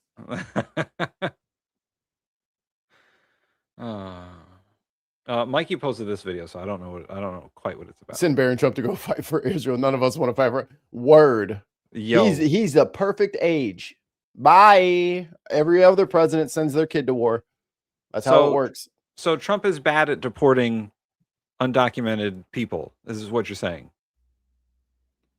I mean, he's not even caught up to Biden's numbers. He's had a whole year plus at this point, and he hasn't done 2 it. years. Yeah. So is Trump just bad at doing that? I fail to follow the logic. Announced that next year it's returning all Stop. of its classic brands back to earlier milk and dark chocolate recipes, impacting about 3% of its Reese's products. The move comes amid a growing backlash over recipe changes and the use of chocolate. Chicago Kid says, wait a minute, Trump tried to steal an election? Trump is the thief here, and you want to say Democrats are cheating? That is how gaslighting works. You fuckers are doing. Yeah. And they're not illegal people. People are not illegal. Yes, I said And undocumented. No, I'm just not correcting you. I'm just reading the thing. Okay. And for the record, if you don't like that people came here seeking asylum, then maybe America should have taken in the Jews before World War II instead of sending them to fucking concentration camps. That's why we have the fucking asylum laws that we have now, is because we made an immoral decision and we did not offer refuge to people, which is why we offer refuge to people now. So if you don't like that, go back in time and change it. But until the law is changed, we still offer asylum to people. Yeah. Anyway. So shut up. Yeah, shut up. Shut up. We're talking about candy now. Quiet. Stop being dumb. Yeah. Stop being dumb. It's a civil crime. You'll be okay. Yeah. Never mind the fact that the Biden administration literally had an app for people to register on, which is what they did. But you knew that before. But you knew that before you started fucking running your mouth in the side chat, right? You knew about the app, and then Trump shut it down because there was an app, and he wouldn't have had to shut it down if it didn't exist. And by the way, Biden is completely complicit in the whole children in cages thing. Yeah, and we also don't like Biden, so yeah. Like Joe Biden is almost as bad at this. At least he tried to do something, which was the asylum app. And then Trump shut it down. And he started demanding that people self-deport through the app. Now keep in mind, these people completely forgot about the fact, Tim, that ICE was showing up to people's immigration court hearings. Right. If they're undocumented and illegal and not supposed to be here, then why do they have court appearances? And then why is ICE showing up to the court appearances? These people were following the fucking rules. You didn't want that to be the rule anymore, so you just labeled them as illegal because you don't know what the policy is. Instead of learning, you just got mad because you're a bad kid. Super chat. Where is it? Here, guys. There we go. $5 from Tons of Mice. Tim's hat 2026. Stupido. Actually, Tons, my sleeves are rolled up. Oh, you think you're Kornacki? You think you're Kornacki? You'll never get out of Kornacki's shadow. By the way, scan the QR code and you can get a Tim's hat of your own. Or Tim's hat fanny pack. Yeah. Or Tim's hat socks. Tim's hat socks. All right, let's try and get through this. At least through the part that tells us what this video is about. Alternatives in some of its candies. Dima Zain explores what's behind this latest battle in the chocolate wars. No, not the chocolate wars. KitKats. I have literally eaten them. Oh, there goes our whole monetization. life. Yep, there it goes. When I was in Thanks, high PBS, school, you sons of I would bitches. have one of those extra large KitKat bars like once a week. I would just carry it around in my backpack. As a teenager, Hyacinth Moya had a serious sweet tooth. But these days, she's noticed a change in the chocolate she grew up loving. The main thing is that it feels really waxy. Yeah, it just wasn't the same. And it's not just KitKats, says Philip Dennis, a former Snickers fan from other chocolates. It's kind of the big name brands here in the U.S. This might be rough for us, Mikey. UK people don't like our chocolate already. Oh yeah, we're about to get fucking absolutely slapped right now. Under We're like about to get Mars and beat up. Hershey's. Grew up eating them back in the 80s and 90s as a kid, and the flavor profile has changed. Professed chocoholic Julia Alvarado agrees. I love Reese's peanut butter cups, all those. Who doesn't? And honestly, over like the last few years, Reese's peanut butter cups are gross. What the fuck is wrong with you, Tim? They are. You know what? It's not the chocolate. I don't like Reese's peanut butter. I don't. It's got a little malt in it. I don't like it. It's not You my. like, it's you my not jam. like malt? I like malt in certain occasions, but not in peanut butter. Yeah. Yeah. See, here we go. Here we go. Oh, here we go. Oh, wait. God damn it, Tons. We will write it down and send it to McKinnon. That's what we're supposed to do from now We'll on. have like a little Calvin guy pissing on the bin logo, and he's like, God damn it, Tons. See? Oh my God. Now Just press I do like peanut butter. I like peanut butter and jelly sandwiches. And I like peanut butter and banana, but Reese's peanut butter is not for me. I've just found myself avoiding them. It's kind of disappointing because there's that sense of nostalgia that's lost. Like, I know what this should taste like, but it doesn't anymore. Amid a chorus of these disappointed customers, Hershey announced it would adjust the ingredients in some of its classic brands to include more of the costly raw ingredient that makes chocolate, the cocoa bean. Cocoa prices have swung sharply in recent years. What were you going to say, Mikey? I said my cocos. Driven by climate My Cocoa Puffs. change and production issues in West Africa, where most cocoa is grown. Prices hit a record high at the end of 2024. And Damn. although they've fallen Damn. since, candy makers who buy months ahead are still feeling the impact. Candy industries are profit driven, and as the cost of ingredients go up, they've got to figure out ways to either reduce costs or raise prices. Oh, Mikey, they're coming for your Reese's. Well, they will die trying. Tired. Yeah, Reese's fake chemicals. Peanut butter is the devil's snot. American chocolate is now made from tears. You know what? This is not why we're doing this story.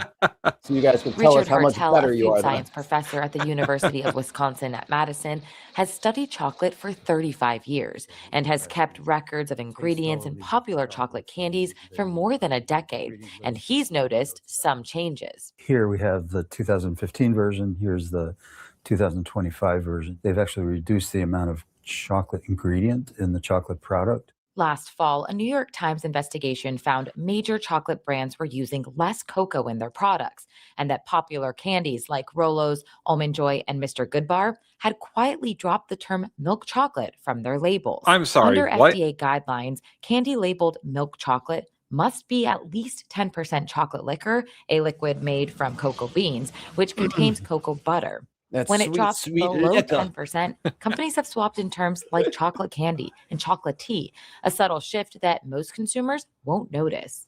They're taking away. They're fucking lying to us, Mikey. They're taking our chocolates like candy from a baby. Brenna says, "Can I study candy? Can I study chocolate for years?"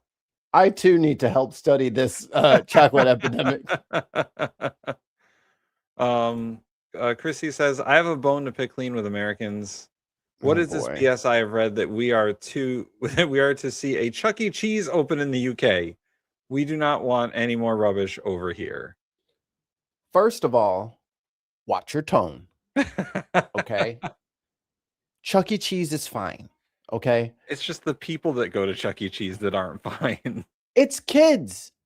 It's like, imagine having 40 fucking kids over to your house to fucking play pin the tail on donkey. Do you want that shit? Absolutely not. You call your boy Chucky.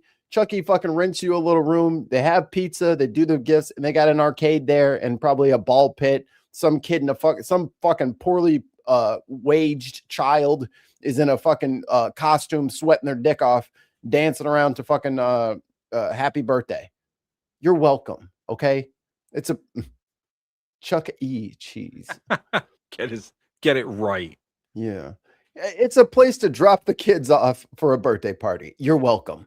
Yeah. Jesus. We can't even do nothing nice for y'all. It's not our fault when the adults get sloppy at Chuck E. Cheese and start fighting with each other. That is, yeah. Actually, I've been to Chuck E. Cheese in the last couple of years because Tinky Butt's got like cousins and shit. Food's not bad now. The food is edible. So I've heard that Chuck E. Cheese runs those like phantom restaurants out of their fucking Chuck E. Cheese. Like there's if you're near a Chuck E. Cheese and you do one of the mobile delivery apps and you see a Pasquale's pizza, that's Chuck E. Cheese. His government name is Charles Entertainment Cheese. Yes. That chocolate, what are they filling it with? The standard in the industry these days is palm kernel oil because it mimics cocoa butter's properties quite well. We've got Dave and Buster's for kids. Taste. Hartel says in Wait, taste test. Go back to that, Mikey. Tech support. What's tech support's little thing there?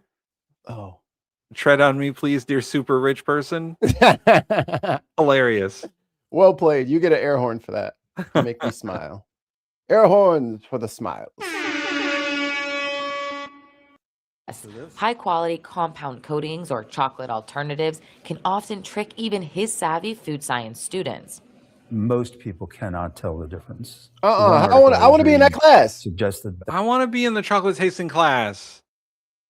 Is this good chocolate or okay chocolate? I don't know. I'm gonna have to try it again. Better get me a cup of coffee so I can really tell the difference.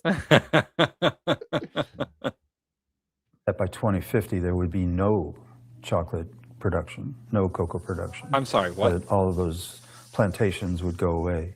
That's kind of doomsaying, but people are looking like that, talking like that. But these tweaks to candy ingredients have sparked criticism from some unexpected corners. We noticed tech support. We noticed cheap ingredients. Brad Reese has a last name chocolate lovers might know. His grandfather, H.B. Reese, created the Reese's Peanut Butter Cup nearly a century ago. And Brad's always been an unofficial and unpaid brand ambassador. My whole life, I've been very proud of the Reese's brand.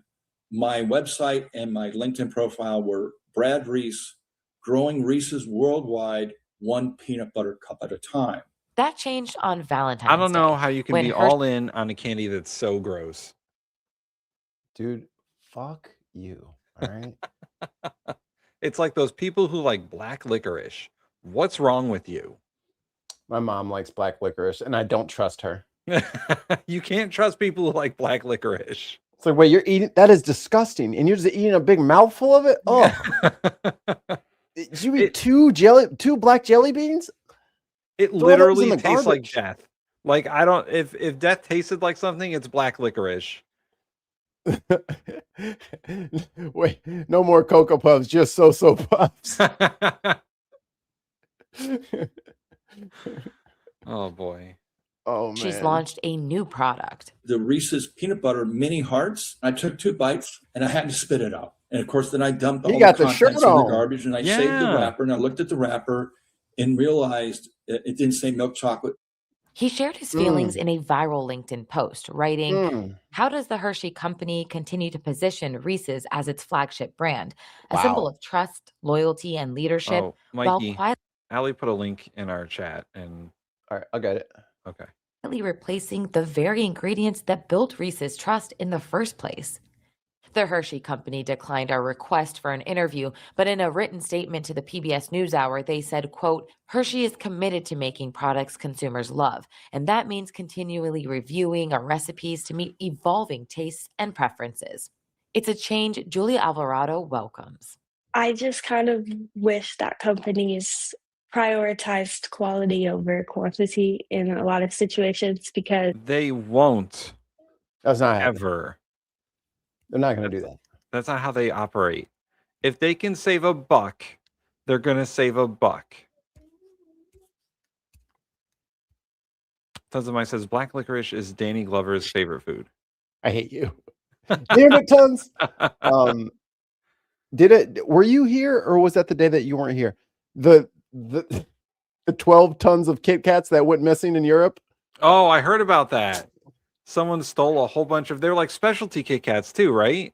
It's probably the ones that still had chocolate. Oh boy. Yeah, I saw the video for that, and then I saw Josh Johnson did a stand-up set about it. Damn him. Yeah. He's the bane of my existence. He's on the pulse of America. No, he's not. Oh, yeah. Brennan wants to know, are they looking for taste testers? I mean, that's got to be a hard gig. Yeah. Licorice, black licorice is the devil's earwax. Oh. Yeah. You're going to lose the loyalty. I would have stayed loyal to Hershey's, honestly, forever. She says she's willing to taste it again before confirming if it's too chocolate for her. For the PBS NewsHour, I'm Dima Zane. Not chocolate. Americans expect to spend more than $3 billion on Easter candy in 2026. That's a lot. This in from Allie. Oh my God. A KitKat truck was filmed moving through Toronto. Up in Canada, eh? With the hoose. Flanked by a security escort. It comes after Swiss food giant Nestle confirmed that thieves had made off with an entire truck of chocolate bars. I like the danger music. The vehicle carrying oh my God, 413,793 bars of a new range. We have new range. Set off. We love Canada. Please don't hurt us. You were saying? Set off from central Italy, bound for Poland.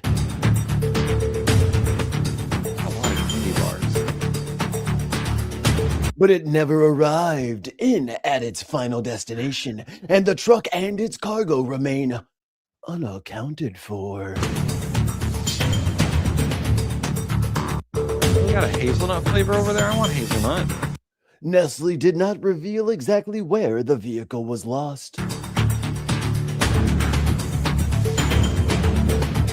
KitKat said the missing bars are traceable via a unique batch code. They got tracking devices in the chocolate bars.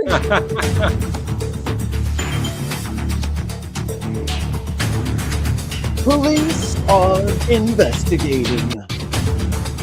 Anyone scanning the stolen chocolate will receive instructions on how to contact the brand. Feels like a Wonka bar situation. Yeah. The incident has since enabled KitKat Canada to turn the theft into a marketing strategy. Yeah, low key, like, yo, they're stealing our chocolate. It's so good. Yeah, right. Okay, that's it. Everyone's got an angle. Yo, if that's the shoe given to you, lace that bitch up and strut. Okay. We're nearing the end here. Want to talk about what do you say we were going to talk about at the beginning? Oh, the bulwark. The bulwark, yes. And the bulwark Sarah needs to Longwell. clean up their shit.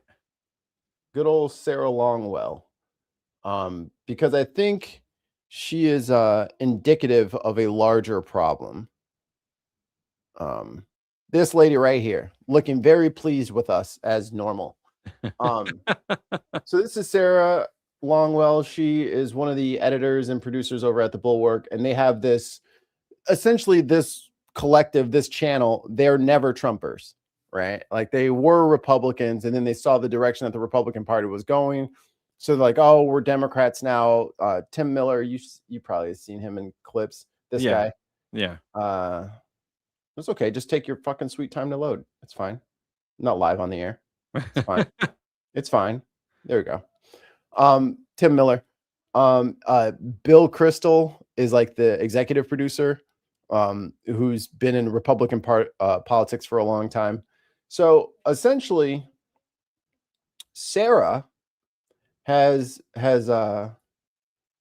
found a new target, and you will never guess who it is. I've never had my flabbers so gasted. Is it the bin? Not yet. Okay. But that's a good point and a good transition. These people who now call themselves Democrats, who have just assumed leadership roles in the Democratic Party, because of their leadership in Republican arenas, they have just assumed that they can now, I'm on the left is mine. These people are problematic. These things need to go. This needs to stay. They think they're in charge now. And one thing that is apparent to me, and hopefully I'll be able to find the sections of discussion that we need quickly. But there is an undercurrent behind all of this. I'm gonna let you guys play it, and I'm gonna see if you guys can guess what the undercurrent is, because it's the same mistakes that keep getting made over and over and over again. But we'll let them start here. Just from here, because he has some impure thoughts about Israel. It's like all you're doing is making him more powerful. All you're doing is making people think you're a bigger idiot. Why is he so sweaty now to have this fight? Why is he so what? Sweaty. Why is he so sweaty? Maybe it's hot. And it is truly, it's like madness. And the entire country is moving the other direction. We can just be honest. It's moving Hassan's direction on the question of Israel. And you're like, we're going to pick a fight with him on that? Right now? I don't get it. So this is what he said in a live stream, and then she's going to respond to it. We did this already 5 years ago, where a bunch of liberals were like, you can't go on Joe Rogan. He had some bad opinions. It's just like, we can't do this shit again. So people can go if they want to hear my full sermon. I did, I think, 20 minutes on this topic last night because it's complicated. And I just want to kind of break this down. Sarah saw all of that, some of that, some of it. I saw the whole thing. I watched the whole thing. Okay, Sarah watched the whole thing. Wow, JVL's going to be jealous. Sarah watched the whole thing, my whole long sermon. And so I just want to set this up. I just kind of want to break it down. There are a bunch of sub-elements to this, right? Like, which is... We're not getting into do I agree with Hassan Piker's politics? Come on. I just didn't want it to do the circle spinny thing of death. Like your disagreement is with me. So I think I want to start with kind of Hassan Piker, the guy, the stuff he says, and like, who is he? Because to evaluate him is then to evaluate the rest of your questions, right? So before she goes into this, I just want to highlight something very quickly. The exact talking points she's pointing out have been pointed out by about 15 different journalists, almost in the same order. Are you saying that they're coordinating, Mikey? It's almost like they all got a fucking email saying this is all the bad stuff about this guy. Just repeat this shit on the loop. Now where have we fucking seen this before? This fucking Republican fucking tactic of divide and fucking conquer. Like, it's so fucking laughable that the pro-Israel lobby is going through the Democratic Party trying to fuck shit up for people because they need what they need and fuck the country. What did Hassan Piker do to them? Let's listen. It is, should he be in the tent or out of the tent is a question of like, okay, who is this guy? What does he believe? What does he talk about on what? Why the fuck do you get to decide? Why the fuck does Sarah Longwell get to decide who the fuck is in the tent? Bitch, you just got here. You've been voting for Republicans every fucking day of your life, except for the last 3 years. Are you kidding me? It is a relatively popular streaming site. And I'll just give you a flavor of some of the things that pop up from Hassan's critics that I have seen and that I think are quite. And keep in mind, Tim Miller just did a fucking stream with Destiny.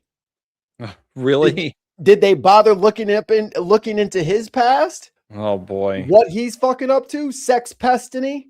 Anybody look into what his fucking behavior? How about Asmongold? Why don't you go on his fucking show? The fucking neo-Nazi. Nick Fuentes. Why don't you go on that fucking guy's show? Oh, wait, you guys already do all that shit. Quite terrible. So America deserved 9/11, dude. On China, he says, we hyper-focus on the social repression or the civil liberties, or not even civil liberties necessarily, but free speech and things like that. But in terms of good governance, there's a lot we can. Tech Support says, wasn't she in the Harris election group? Funny you should mention that. Whose idea do you think it was to bring fucking Liz Cheney on stage? And she said, he's the fucking problem? Learn from the way they perform out there. At least they get results. And he has a lot of very pro-China takes. There's one that he says was a little bit taken out of context, but he says, doesn't matter if the fucking rapes happened on October 7th. That doesn't change the dynamic for me even this much. So that's the other part of this problem that many people can't contend with. Like the Palestinian resistance is not perfect. They're not like so good. They have magical bullets. I don't know what that means. He says Hamas is 1,000 times better than Israel. On Hezbollah, he said, overall, what's my favorite flag? So when people were advocating for the complete destruction of Gaza because there was rapes on October 7th, Hassan said, it doesn't matter if people were raped or not. You can't destroy all the little kids in another country. That's not their fault. They shouldn't get blown up for that. And now here is Sarah Longwell with her adult human voice saying that, no, it is okay to blow up little kids because adult men that are not these little kids did something bad to other adults. So these kids need to die for that. And he's the fucking radical. Come on, y'all. Hezbollah, look it up. I'm not even kidding. It's actually a dope flag. It's got an AK on it and a fucking hand holding it up. On Dan Crenshaw losing an eye in Afghanistan. What the fuck is wrong with this dude? I also dislike Dan Crenshaw, but I would not say this. Didn't he go to war and like literally lose his eye because of some mujahideen, a brave fucking soldier, fucked his eye hole with their dick? On Israel being full of inbreds.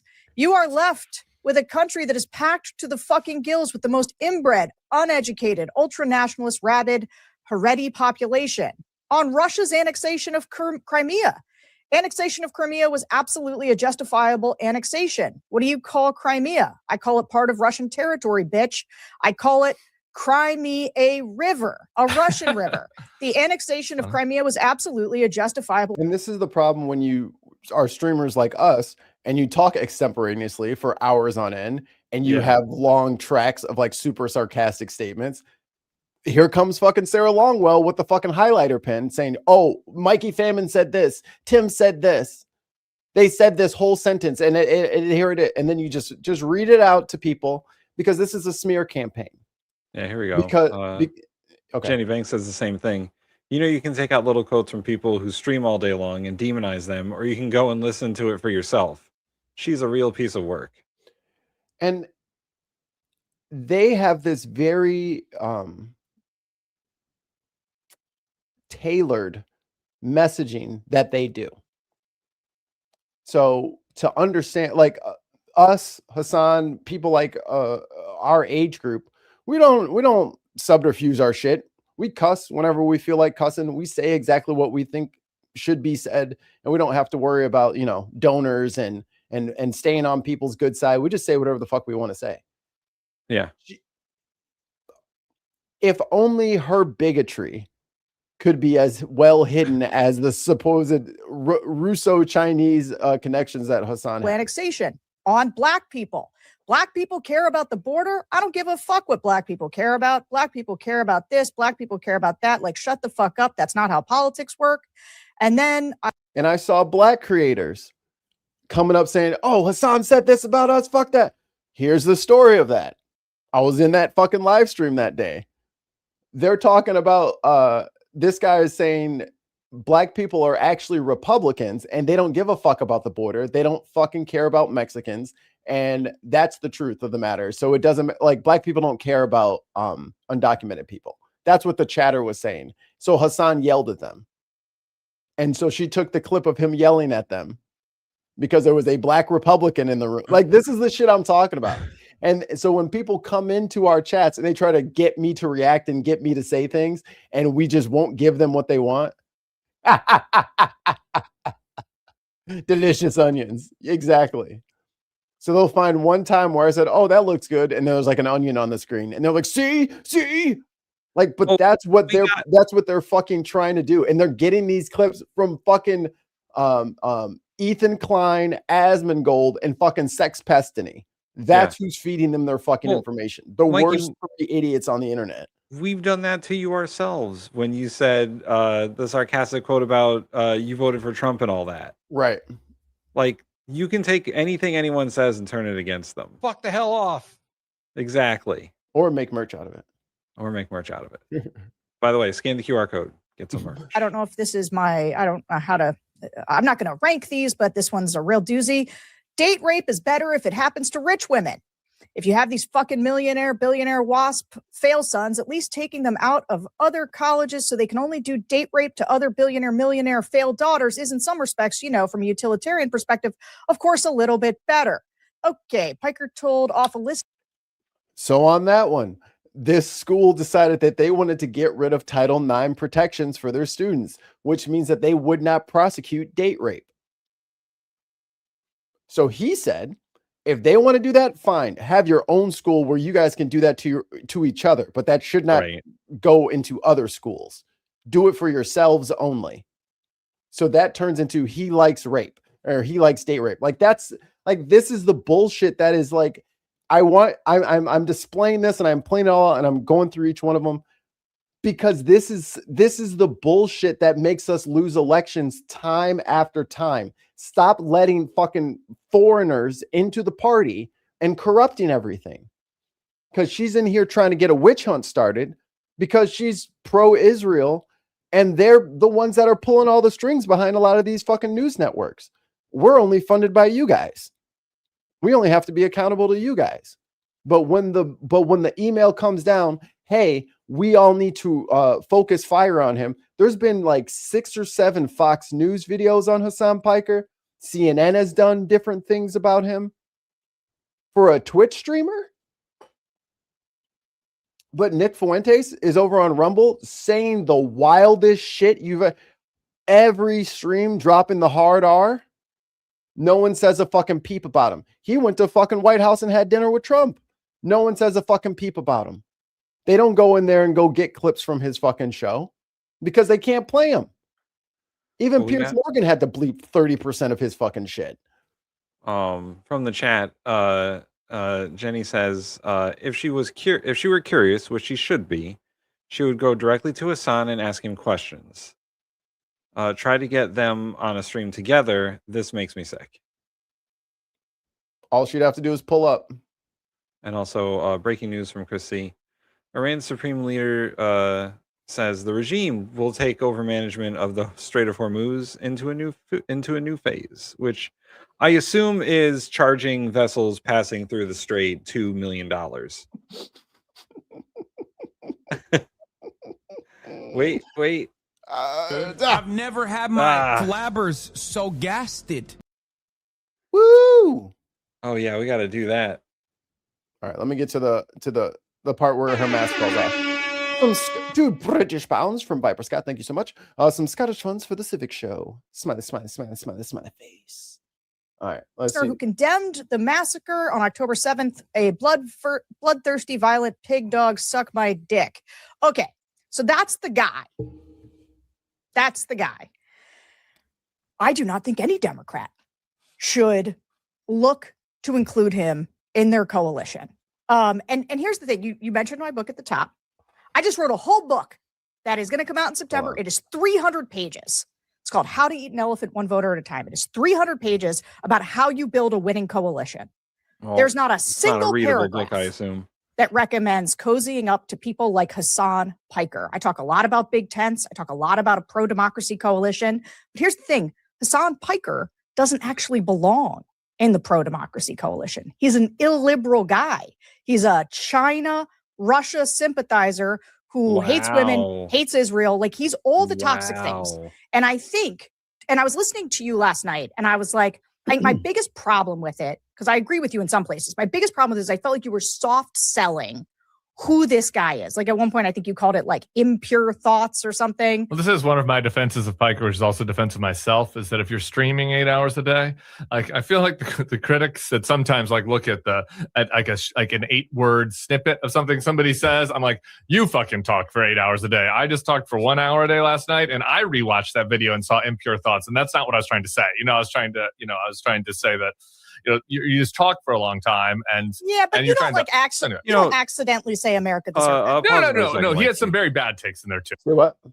Pause for a second. Tim Miller is a real fucking piece of work sometimes, man. Yes, and he's the fucking the comms guy for the Jeb Bush campaign. Yeah, that fucking barn burning rock star show. Tim Miller will blow whatever way the fucking wind blows, man. That guy is hold on. He's such a slick snake. He is. And this lady, I ain't never heard of her before, but I ain't gonna read her book. It sounds like it's a bad book if you want to get Democrats to vote for Democrats. But it sounds exactly like the fucking Harris campaign consultants who told her not to do certain things. Yep. Don't call the Republicans weird. Why are you guys doing that? Even though it's fucking working. People needed the catharsis, and they fucking snuffed it out. She sounds exactly like the Democratic political consultant class when it comes to how to win elections. They're trying to win elections from 20 years ago. It's not how you win elections today. You don't have the same coalition you did when Barack Obama was president. You don't have the same coalition you did when Bill Clinton was president. These aren't the same people that you're trying to get. More and more of them don't want to be affiliated with parties at all. So you're trying to get people that don't exist to vote for you. They're trying to turn people that don't exist into voters who wouldn't actually vote for them. Exactly. They're trying to convert people from the ether into people who wouldn't vote for them. Right. And if her book had any sort of actual like research done on it, she would know that She's the focus group lady. Yeah. She's all about focus groups. She would know that time and time again, when people have more politics happen at them, they tend to turn it off and they tend to say, I don't want to be affiliated with this party. Yeah. And the Democrats have been terrible at messaging for 20 years. So saying that Hassan Piker is the problem is not actually what the problem is. It's her. She's the problem. Her book is the problem. And Tim Miller is also the problem. I mean, Tim Miller, he can't be a problem because he doesn't have a for real position. He'll just switch anyway. He's too sweaty to have a problem. I don't know if I'm going to be able to find it because the transcript is wrong and Zoran Mamdani is not coming up in the search because I'm guessing that the bot could not identify his name. I'm going to play this part right here. And if it's not in here, then I'll just tell you guys what it was. Because there's a Streisand effect happening. This I do write about in the book. The Streisand effect that makes these people more powerful, that gives these people a bigger platform. where whether it is the earnestness of Hassan or the nihilism of Fuentes, right? People are like comparing kind Piker Hassan to Nick Fuentes. Yes, and not even in the same breath, without comma. Like they are okay. Like fuck she's off, gaslighting lady. people. Yeah, she's gaslighting people. Like, bro, you're tripping. Like, bro, you are tripping if you act like they are the same fucking guy. Are you fucking crazy? That's crazy. Hassan, and then you're Hassan supposed to be Piker. on our fucking side? Wow. Come on, man. Yeah, by the way, she keeps shilling that book. What's her name? Sarah Longwell. My book. By the way, did I mention my book? Let's see who reviewed her book, because How about her reviews are about to be doo-doo. 1 stars inbound. there for that experience, and it raises their curiosity. This happened with Andrew Tate. Like, there is just a series of people where the outrage against them is making them more powerful.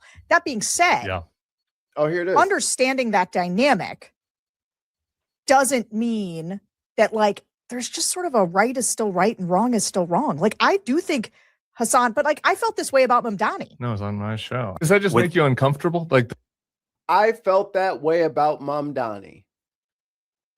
What? How? Now, what, pray tell, Sarah Longwell, is the one thing that Hassan and Mamdani have in common?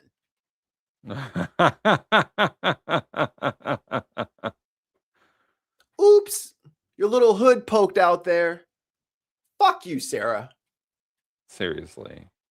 If you got some like unresolved bigotry shit that you got to figure out, go figure your shit out. And then you can come over to the tolerance party. Because you can't drag that fucking anti-brown people shit, anti-Muslim shit into a coalition of the willing for the good of the nation. We don't need your ass over here for that. You can stay your ass over there with the Republicans and get your ass fucking body bagged like y'all have been getting body bagged. That's why they pushed your asses out the fucking party. Because you're a bunch of sniveling assholes who are all up in everybody's business, being closet bigots the whole fucking way. And that's why they pushed your ass out, because they're full-on bigots and y'all couldn't hang. So you want to do diet bigotry and just poison the left with it. Fuck you. Don't need you.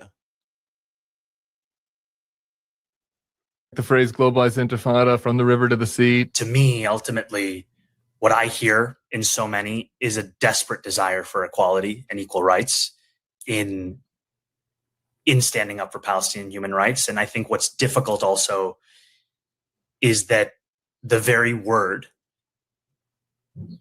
has been used by the Holocaust Museum when translating the Warsaw Ghetto Uprising into Arabic, because it's a word that means struggle. Sure. And as a Muslim man who grew up post 9/11, I'm all too familiar in the way in which Arabic words can be twisted, can be distorted, can be used to justify any kind of meaning. Yeah. And I think that's where it leaves me with a sense that what we need to do is focus on keeping Jewish New Yorkers safe. And the question of the permissibility of language is something that I haven't ventured into. It's like, I just feel like the phrase globalized intifada is not something people should use, because even if you don't intend it to be that way, it is heard by Jewish people as like, kill us everywhere. And so that should be condemned. And then I asked him if you... Just because you feel something doesn't mean it's true. Right. And first of all, they have Mayor Mamdani on their show so they could fucking shit talk him afterwards.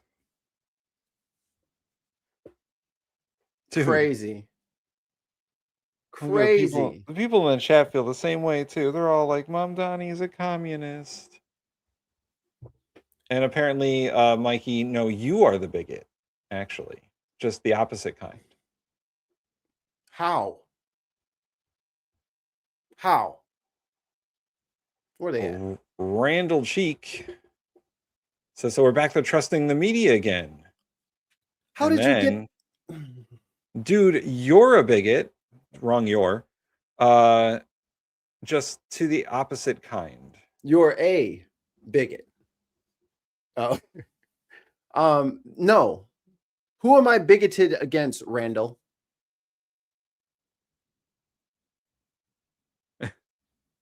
To whom?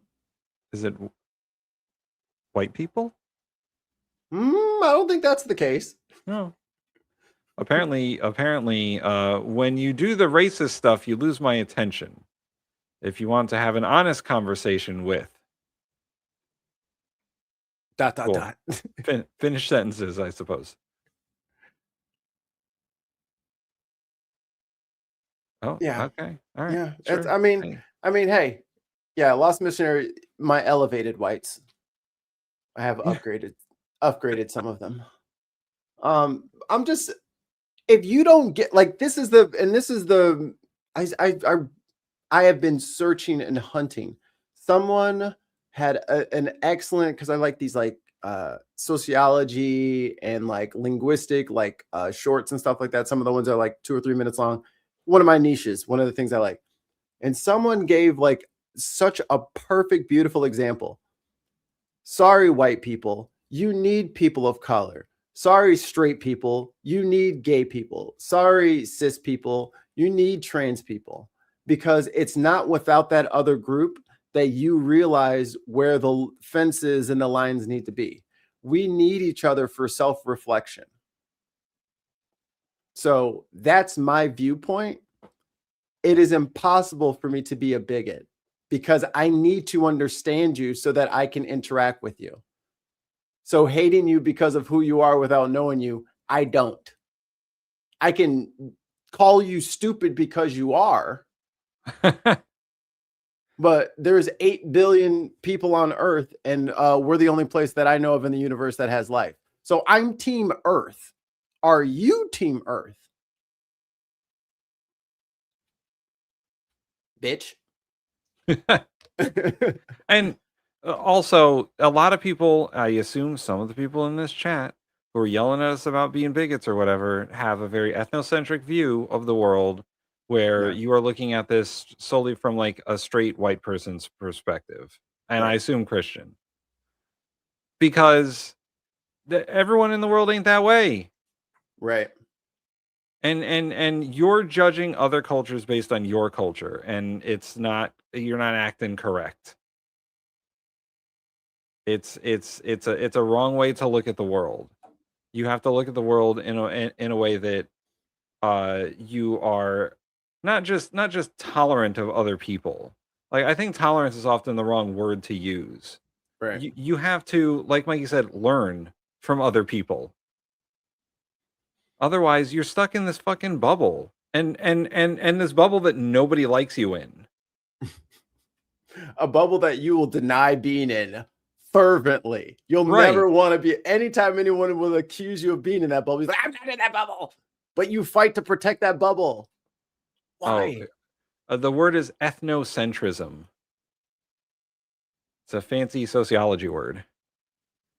But yeah, if you're just going to put yourself in a box, that's all you're doing there. You're putting yourself in a box. If you're saying, I hate people because of the way they look or their religion or their weight or whatever, like, you're just putting yourself in a box of being a bigot. And then nobody wants to interact with you. A self-induced box. Right. Like, you could just stop being an asshole. Right? Like, you don't have to do any of this shit. You could just stop doing it, and then life would just get easier for you. Put the weight down, man. Yeah, it's I never understood, and this is like, I guess this is my worldview. I never understood people who hated other people solely based on things that, like, largely you can't control. Like, you can't really control the color of your skin. You can't really control how you feel about yourself in terms of like your sexuality and what gender you feel you are and stuff like that. Like, you that's not something that people can control. Right. Now you can somewhat control religion based on what your cultural values are, but once again, a lot of times you can't. Like, if you're born into certain religions, it's kind of how it is until you have your own autonomy to choose. Right. But hating people based on those factors is It doesn't make any sense. What's there to hate? I just never understood people giving a shit about things that they don't have to participate in. Right. Like, you literally don't have to do anything. And also, I don't default to hating people based on their politics either. Like, I have plenty of friends who are conservative. I have mentors who are conservative. Now, if they voted for Trump, I feel a certain way about it. Right. But I don't hate people based on their political ideologies. It's not a way to go through life. You'll never stop hating people. And I think one thing that's kind of like galvanized us as like a duo is we are not pulling for any party or any like, no, it's, hey, we live here. We're getting screwed over. Who's in charge here? All right, this person and this person, let's expose them. This person, let's expose them. Because this isn't about the politicians. This is about us. Like, we have to be a self-governing people. So y'all need to know what the fuck is going on. And we're going to take the time out to read all the bullshit, all the HRs and listen through the boring hearings to tell you what the fuck that they're not telling you that they should be telling you. Oh, because starving the Republicans to feed the Democrats isn't a thing. We just both go hungry. Someone wants me to clarify my statement about saying I feel a certain way about it. I vehemently disagree. How about that? I disagree with anyone who votes for Trump. I don't by default hate them because sometimes they don't know any better. And if you guys hear us screaming and yelling at people, that is because that is the language that some of them speak. Yeah, some of them just want to be yelled at. They like it. It's weird. I swear to you, they like it. If we say it nice and calm, they start getting all weird and shit like that. But if I start screaming at them, then they just like answer me directly. It's very strange. They actually answer the question like, fine, I think a tariff is paid by the country. And then they, like, I knew it, you stupid. They respond. That's the only way they learn. So and you know, sometimes they can't help it. They're in a cult. Like all this energy going towards like the 15 trans athletes in the NCAA, like that is insane to me. Insane. 15 athletes, they got the whole place in a tizzy. Yeah. They don't even know what sports the people are in. And no one will tell them. No one will tell them. And they can't find them. Because you know, if they could find them, they'd harass them. They can't find them. Mikey, I know you probably saw the Somewhere News episode about political props. Yeah. But that girl who lost to the trans athlete in was it the Olympics?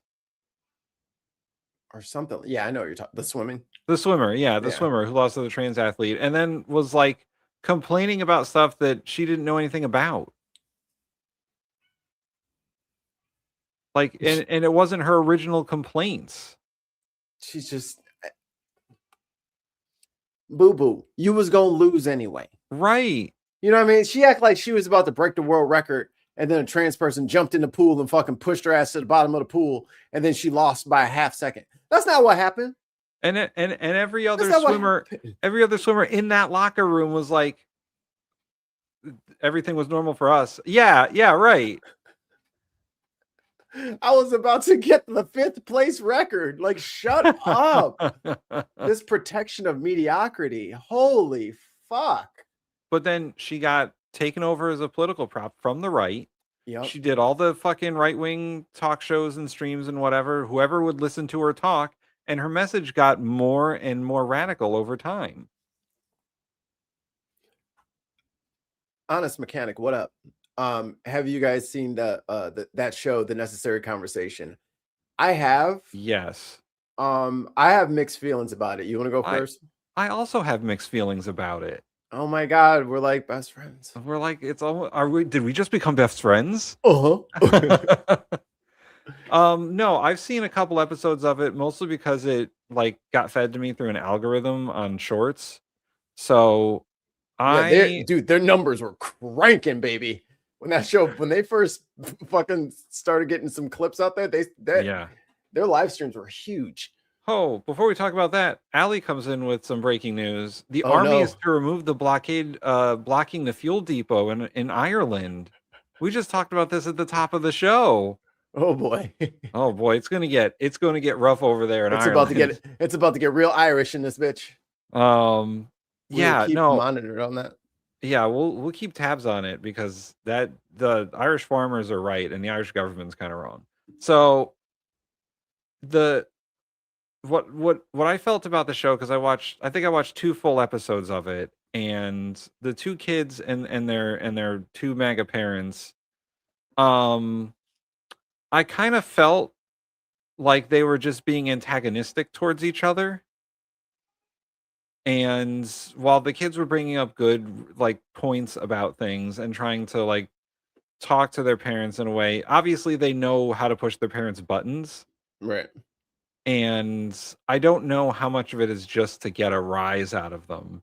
And instead of having a conversation, because I have a parent who is MAGA. And I know, like, he knows that I know way more about politics than he does. So he knows he's wrong.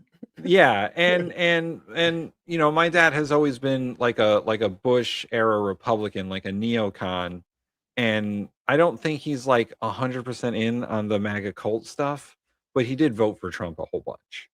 And so when they have these arguments where their parents are refusing to acknowledge like basic facts, like, yeah, that's culty behavior, but are you just doing it to do it? Like, I feel like their dad is just doing it to do it. And it kind of irks me a little bit in a way that, like, why are you putting this on a stream? Because here's my thing. What else does the dad have to say before you cut that person out of your life? Right. But he's like on thing 900 that should have been dismissible, no contact, good luck to you, fuck you. Right. And I think I put it in in their comments a couple of times. I was like, yo, if you think you're being an ally by just platforming your dad being a bigot, you're not. You're just platforming him being a bigot. Like, at what point do you say, fuck, you know what, the show's not worth it, he's just spreading hate? I mean, I would have done that already. I would have been like, we're not doing this anymore. Like, so if, like, I don't know, like some skinhead beats the shit out of somebody and say, oh, this is for so-and-so's dad, like, would it have to get that far that he radicalized? Does he have to actually radicalize somebody into violence before you say, I don't want to put him in front of people anymore? Like, it's sus. As a black guy, it's sus that you don't fucking cut. Like, I don't trust people who don't cut out at least one of their toxic parents. Like you're not getting into my inner circle unless you don't got rid of all them, because it's a safety hazard. I'm not going to be dealing with all that. And I think because my dad knows that we shouldn't have political conversations because I just won't agree with him. But he's also not a racist. Like, he's Puerto Rican. He knows better. But he also voted for Trump. Like, it's one of those Hispanics voted. My dad and all his brothers voted for Trump, and they're all Puerto Rican. And I didn't. I will vote. I didn't know. Donald Trump. I knew that my dad was very conservative. I didn't know his brothers were all very conservative. He's got 4 brothers, and one of them started posting MAGA stuff on Facebook. I was like, well, not going to that house anymore. I will not be around for Christmas. Yeah, and it's like, if that's what they want, that's what they're going to get. But homeboy, they keep them up all the time, and like, it was. Sorry, I jumped in here. Did you see the thing? Do you see when like Hassan went on there and talked to him? I did not. So that's funny. That's like a funny, like, because Hassan acts like he's the biggest Trump fan, and then he's like, oh, I'm a bigger Trump fan than you, Dad. And he pulls out his giant, like, enormous foam cowboy hat, and then like he sends him one, and the whole. So like, the charisma works. Like they're easily swayed. Yeah. Yeah. But some of the shit that they're fighting for, but I need people to understand like when the civil rights happened, like in the scope of like actual realized history. My mom was in segregated school up until 3rd grade. My mom is probably 5 or 6 years younger than his parents on that show.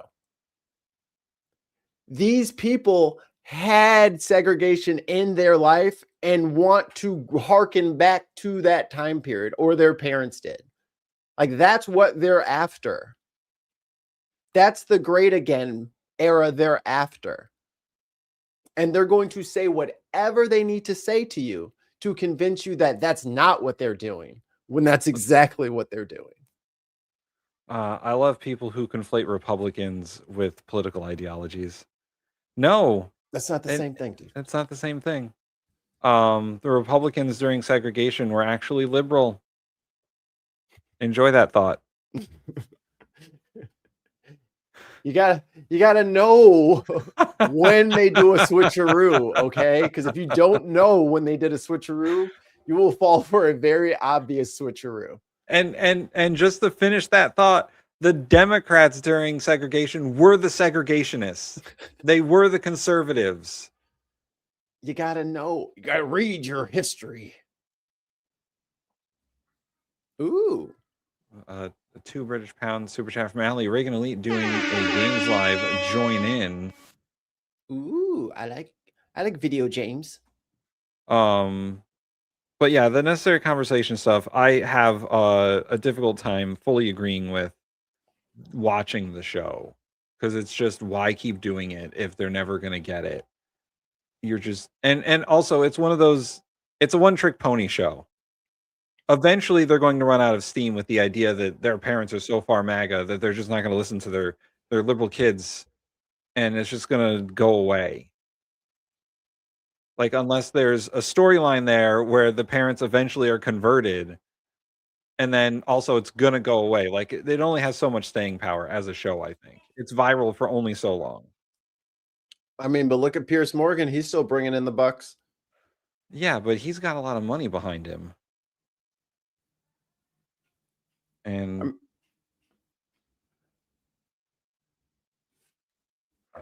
because I mean, I think the model will be fine. I think a lot of the people who are actually on the left have kind of cut them out, or just kind of only watch for a couple of seconds and move on. Like their traffic is way down. Yeah. Because at this point, you're just giving your dad treats. Like we're just encouraging it at this point. We're just making it worse. This person thinks that I have it backwards, bro. What do we have backwards? All right, fine. All right, who is this? Darren, to the front of the class, Darren. What did we do that is so wrong? Is there context for this? Yeah, we'll wait. Please give us context. No one. Yes. Right. They have no idea. All right. I mean, well, we wanted to know what he was thinking. It doesn't matter. All right. Well, Allie did pay us to do the fucking amendments, so we'll do a few of those. Amendments. So this is for Allie, because she continually pays us to do our civics show. Allie is a gentleman. So we're down to the 18th Amendment, which was passed 1917, ratified in 1919, just before some crazy stock market crash. Or that was 29. Never mind. Sorry, that was 29. It was repealed. The only amendment to ever be repealed in 1933 by the 21st Amendment. And that is the prohibition of the sale of liquor. Shots. Everybody. So if they were drinking like warm, fucking disgusting ale. Section 1 of the 18th Amendment reads, 1 year from the ratification of this article, the manufacture, sale, or transportation of intoxicating liquors within the importation thereof or the exportation thereof from the United States and all territories subject to the jurisdiction of the United States for the purposes or for beverage purposes is hereby prohibited. So you cannot sell, transport, export, import liquor. Remember when they were like, oh my God, love Muslim countries. You can't even drink over there. That was here. It lasted for a good 10 years too. And that's when Chicago, and that's when Chicago made it rich, baby. The rest of the sections are the usual ones saying that Congress can enforce it and it's inoperative unless it's ratified by the states. So prohibition of liquor, dark time in America's history.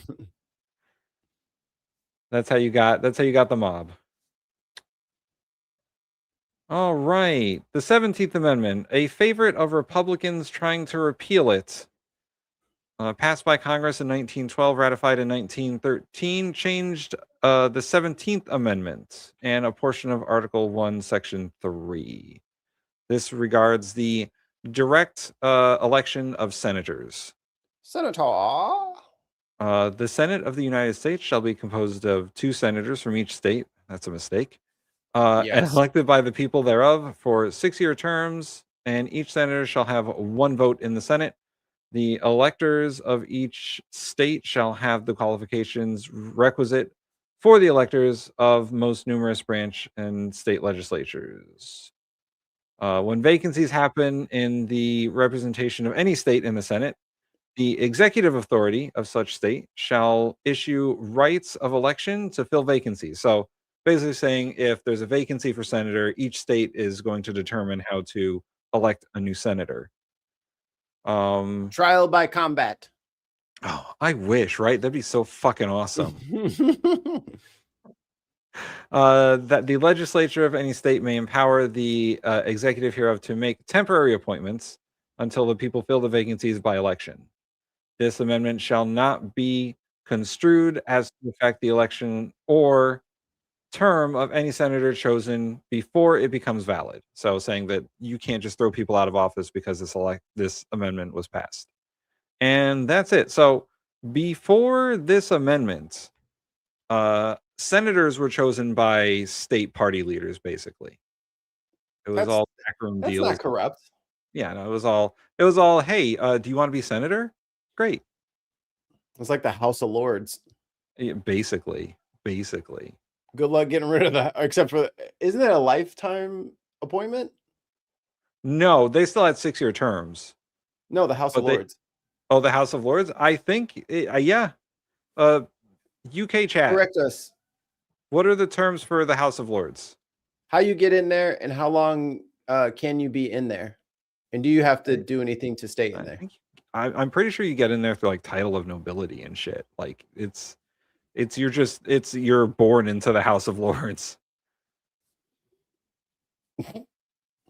How do I get? I got to get in on that. Lord Mikey Famine. Lord Mikey Famine. I like Sir Mikey Famine of the Famine realm of the Famine House. Mikey of the House Famine. Hey, we're gonna leave NASCAR alone. I like the engines. Okay, they're loud and they make heart hurt. We all know anyone only watches NASCAR for the crashes. Sorry, that's what it's for. Okay. Members of the UK House of Lords, peers, generally serve for life, holding their positions until death, resignation, or exclusion under the House of Lords Reform Act 2014. Damn. Yeah. The House of Famine. The sun never sets on the house. A famine always pays his debts. I drink and I know things. Hey, another amendment the Republicans would like to repeal. The income tax.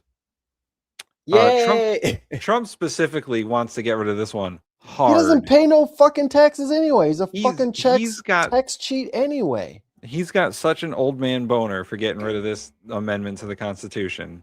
Like he's like, yeah, I only paid $650 fucking dollars in fucking 5 years. And he's like, I'm just smart. Bitch, why are you complaining about taxes? I'm surprised you even remember that you paid that. It's supposed to be worth $1 billion. You paid $650 fucking dollars. Shut up complaining about taxes. They need to be lower. Bitch, you want lower than $650 on 40 million? Jesus. This amendment was passed by Congress in 1909, ratified in 1913. It changes Article 1, Section 9. We will get to the articles of the Constitution and their sections after we do all the amendments. So, Congress shall have the power to lay and collect taxes on incomes for whatever source derived, without apportionment among the several states and without regard to any census or enumeration. Oh my God. They got rid of... This is replacing the tariffs because the tariffs weren't paying enough. You guys realize that like tariffs are, first of all, a tax on us still, right? First of all, they're still a tax on us. And second of all, they weren't enough. The country was going bankrupt after World War I. The country was going bankrupt before World War I. This was passed in what? 1913? They needed an income tax to pay for the army. I don't know why you guys don't fucking get this. Without an income tax, we would not be able to sustain a military because we spend $1 trillion every year on the military. And that's just like the basics of what we need to do, right? According to Trump, we don't have to pay for Social Security or Medicare or food stamps or any of that other stuff that actually fucking helps people. You need an income tax so you can pay for the stuff the government has to do. Would you rather just not have a government or not have a standing military?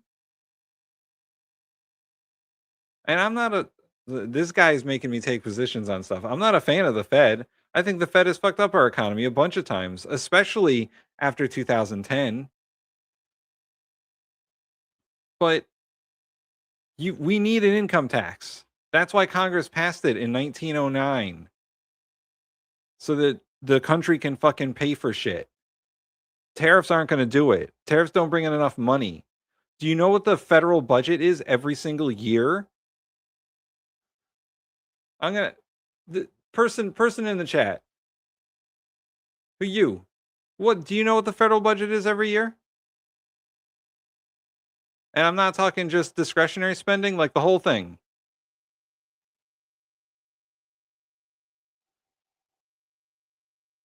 Do you know? I'll give you a little bit of time. Great. Awesome. I got 6-7 by a fucking troll in the chat. I'm back just in time. This dude's like you can replace the income tax with tariffs like we did before World War I. No, this is before World War I. The country was going bankrupt. We couldn't fund our military. We couldn't fund any social services. Tariffs didn't cut it. You had a huge tariffs on imports before the income tax. Huge tariffs that everyone was paying. Doesn't sound like this brick guy is very patriotic. No. You don't want to do your patriotic duty and pay your taxes? But they believe in American superiority. Don't they believe in the Constitution? What does say? 16th Amendment, income tax. I thought you were a patriot. No, open up that billfold, big boy. You a patriot, remember? No, you gotta pay. Tech support says 5 trillion. Try 8 trillion. $8 trillion is the entire federal budget. That is discretionary spending plus Social Security, service on debt, and Medicare. Sorry, Mikey. No, you're good. So if you think that tariffs are going to cover $8 trillion every year, good fucking luck. How? Like, how would that even work? They don't. You can't do that anymore. Where are you going to cut in the budget? I want to know where in the budget you're going to cut. And I'll tell you how much. I'll tell you the percentage of the federal budget that is. Yes. Do tell us, where should we cut? This will be a very valuable insight into what people think the money is going to. And I'll bring up a graph too. I'll show you. Real patriots pay tax. Goddamn right. Because as much as people think, oh, well, they just want stuff for free. No, motherfucker. You get to have your business or earn your wealth in a very stable, peaceful society. That costs, motherfucker. It is that piece costs money. It's called taxes.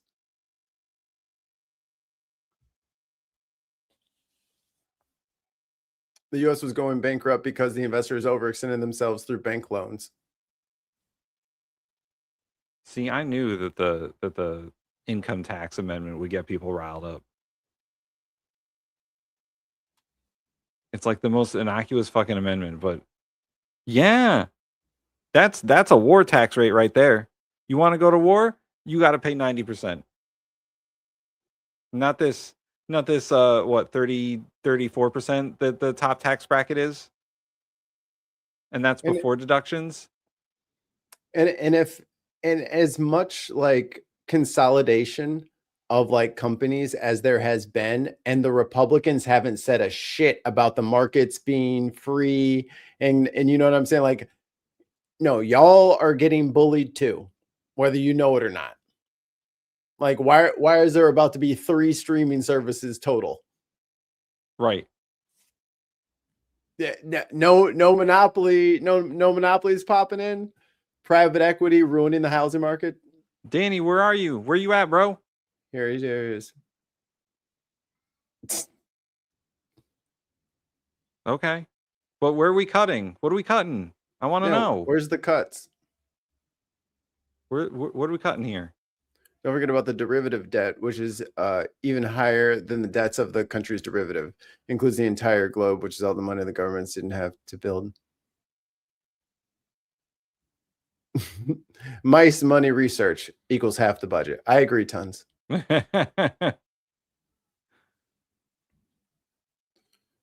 Queen Cat says, if the 1% were taxed like me, a retail worker, the national debt would have been cleared in 6 years. For sure. Like normal, and that's who this show is truly about. It's the fucking the tax mules, the people who have to carry all of this tax debt and who aren't getting shit for it, and these idiots who are billionaire grifters in their own right are out here saying, you know what? How about all of my corporate friends don't pay anything ever either? No, motherfucker, no, they need to pay more. What are we talking about? We have to find out where the money is going, and then we decide, oh man, boy, I know exactly where the money is going, because did you know they track that? If only there was a way to know where the money was going. If only there was a way to know. Oh Enhance. boy. If only we knew where the money was going. Oh, well, 22% of it goes to Social Security. I can give it to you in dollars too if you want, Danny. Yeah, let me get dollars. Here we go, dollars. $678 billion of it goes to Social Security. We got another $478 billion into Medicare. Ooh, interest paid on debt, $425 billion. Yeah, half a $500 billion being paid in interest on debt every year.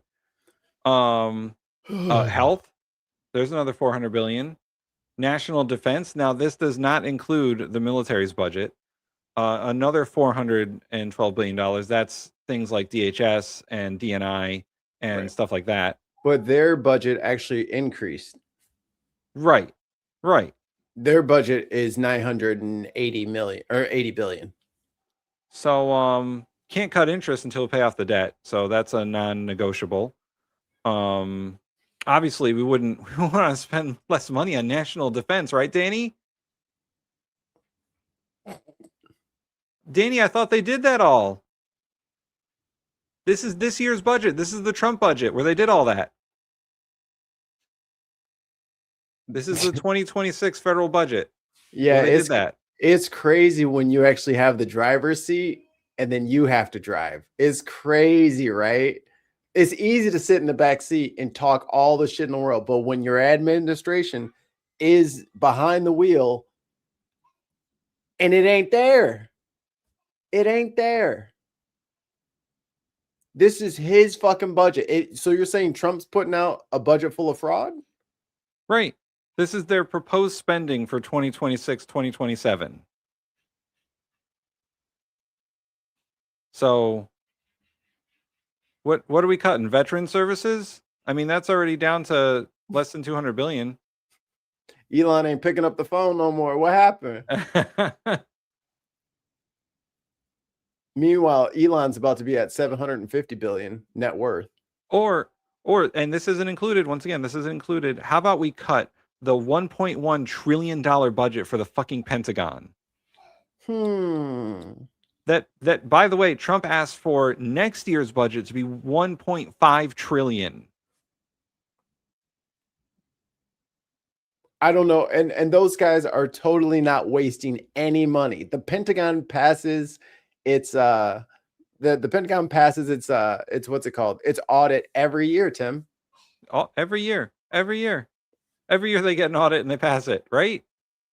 Except for no, they have never passed an audit ever. The last time they passed an audit was 2008. It's 2026. Oh, here we go. Let's go back and see how the national debt was created. Fantastic idea, Danny. I happen to have that right here. What is the national debt right now? Let's find out. Let's play that game. Oh my God. Hey, we're almost at 39. $39 trillion. There's a fun graph for this one too, Danny. Oh no, Danny. Wow. Oh, wow. Who created the national debt? I don't know. I wonder who it could have been. I wonder how many Republicans were president between 2005 and 2025. It seems like the debt went from 10 trillion to around 40 trillion in 25 years. Oh my God damn it. Oh, and this little spike right here, that's all Trump. No, pay no attention to that man behind the curtain. That's all Trump. And also this little spike right here, that's also Trump. Fucking shit, dude. Every time. And this little plateau right here, that was Biden. Do you see what I'm talking about? You can't minus COVID. We spent all that money. It existed. No, it got spent. It got spent. The Treasury put $500 billion into the equity market immediately when they passed that first COVID law. Immediately. They just started fucking printing money under the Trump administration. You can see when we went to the Middle East. Yeah.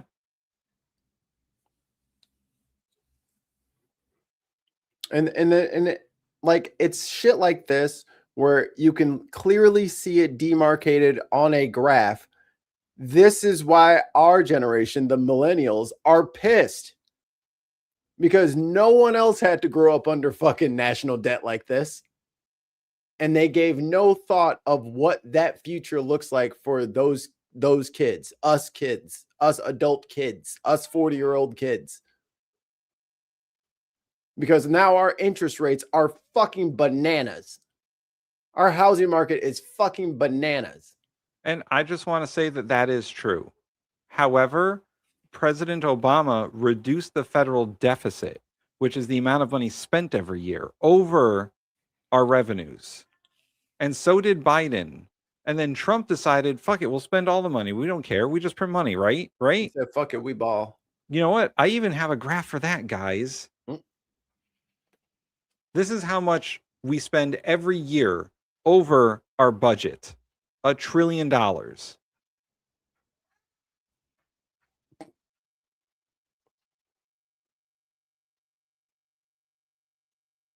There you go. The graph even does motions for me. Perfect. It's almost like we need more tax revenue. It's almost like someone's not paying their fair share of fucking taxes. Can you go back to the other one? Because when did Citizens United go through? Around 2010. Let's take a look at that. Let's take a look at that graph. Right around. I'll even do you one better, Mikey. Do you know when the biggest tax reductions happened? When's that? The Reagan presidency. That's around 1985-ish. Huh. You see, the federal debt was pretty stable then. And then they started cutting revenues. So they stopped taking money from rich people. Yes. And then it looks like the stopping taking of money from rich people got aggressively more aggressive. And then we went to the Middle East. Perfect. The lower classes doesn't pay any taxes. Wow. That is factually inaccurate. That is actually wrong. Everyone pays income tax. You are insufficiently informed. You are incorrect. You are wrong. They get a tax refund at the end of the year. But so do the fucking rich. Oh, you meant 1970. That's irrelevant. What does that have to do with anything? I mean, look, interest rates are great, but look at the sticker price. Right. The sticker price plus the rate is what I have to contend with, not just the interest rate. Because we were looking at last time we got into this argument about houses, and it was like, oh well, I paid 16% on my house. It's like, yeah, but how much was the house? 65 grand. It's like, well, then fuck you. You know what I mean? Like you paid an extra $4 grand on top of your house, as opposed to me at a 7% rate on a house is an additional fucking, I think it was like $48,000. So we're not talking about the same thing. Here we go. This is the graph I was looking for. Man, I wonder who ran up the deficit the most. Hard to tell. Hard to tell. And by the way, what is this? 2000. Here's when Obama became president, and that's Obama's presidency. And then here's Trump's first presidency, and then Biden. Do you fucking see the correlation here? Here, do it again. All right. This is when Obama became president. This little square here, but the one just before 2010. And then this is Obama's presidency. Do you see the reduction in spending? And then this is the last year of Obama's presidency. Trump took office 2017, 2018, 2019, 2020. $3 trillion in a year. Yep. 2021. Joe Biden became president. Reduction in spending 2022. Do you see what's going on here? Republicans spend like fucking crazy, and then Democrats got to clean up afterwards. And we don't even like them. We don't even like them. But Joe Biden's cleaning up right now. Joe Biden still spent too much money. Yeah. He did. But guess what? He didn't have a choice because it was still COVID for 3 of those years. Right. Trump was on track to spend more money regardless of COVID, is what I'm saying. Because our military was depleted. When? Depleted from what? From what? You mean the endless wars that Republicans get us into?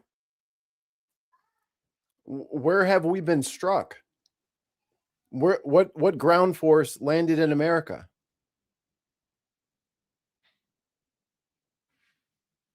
I'm not sure. I'm not. Okay. If you can't buy a house in 2025, you aren't very smart. Oh, okay. Okay. Just the houses don't cost like $500,000 on average. No, you just don't pay any money for them. You just get them, apparently. Yeah. Do I just like do a special hand gesture and oh, here you go, sir. Here's your house. Right. You got to do the secret handshake. Oh, there it is. There you go. To get a house, you got to do the secret handshake. So there you go. There's your lesson on the American, I guess, the U.S. budget and why we need an income tax. What is this? Let's end with rage. Now over to see how long this beautiful weather is going to last. Oh, what a day. It's not every day you wake up and genuinely check the news to make sure the President of the United States hasn't dropped a nuke on the Middle East. But hey, we're all still here. The sun is out. Sun is shining. First proper day of sun of the year.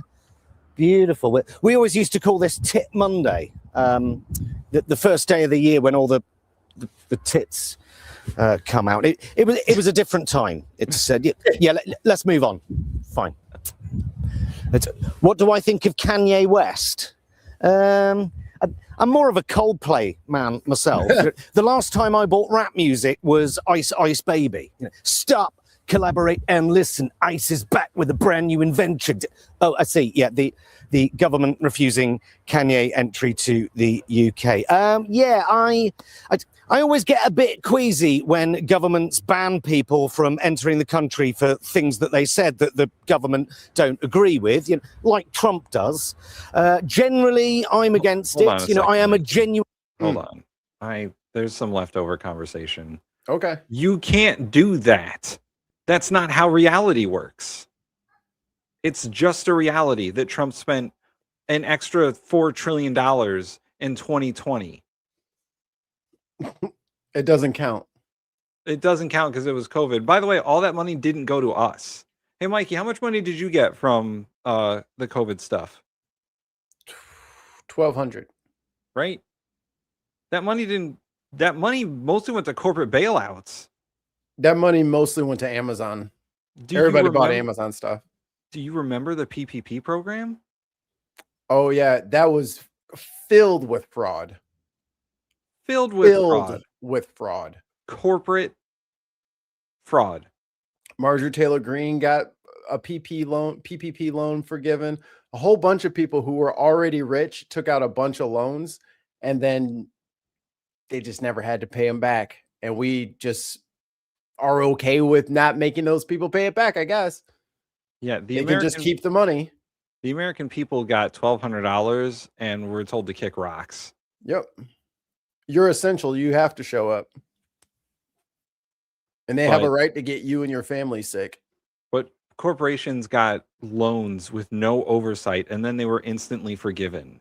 Yep. And we're the ones complaining. We're the ones crying that people have more than us, apparently. I don't really care. Like, it doesn't matter to me. It's not about someone else having more than me.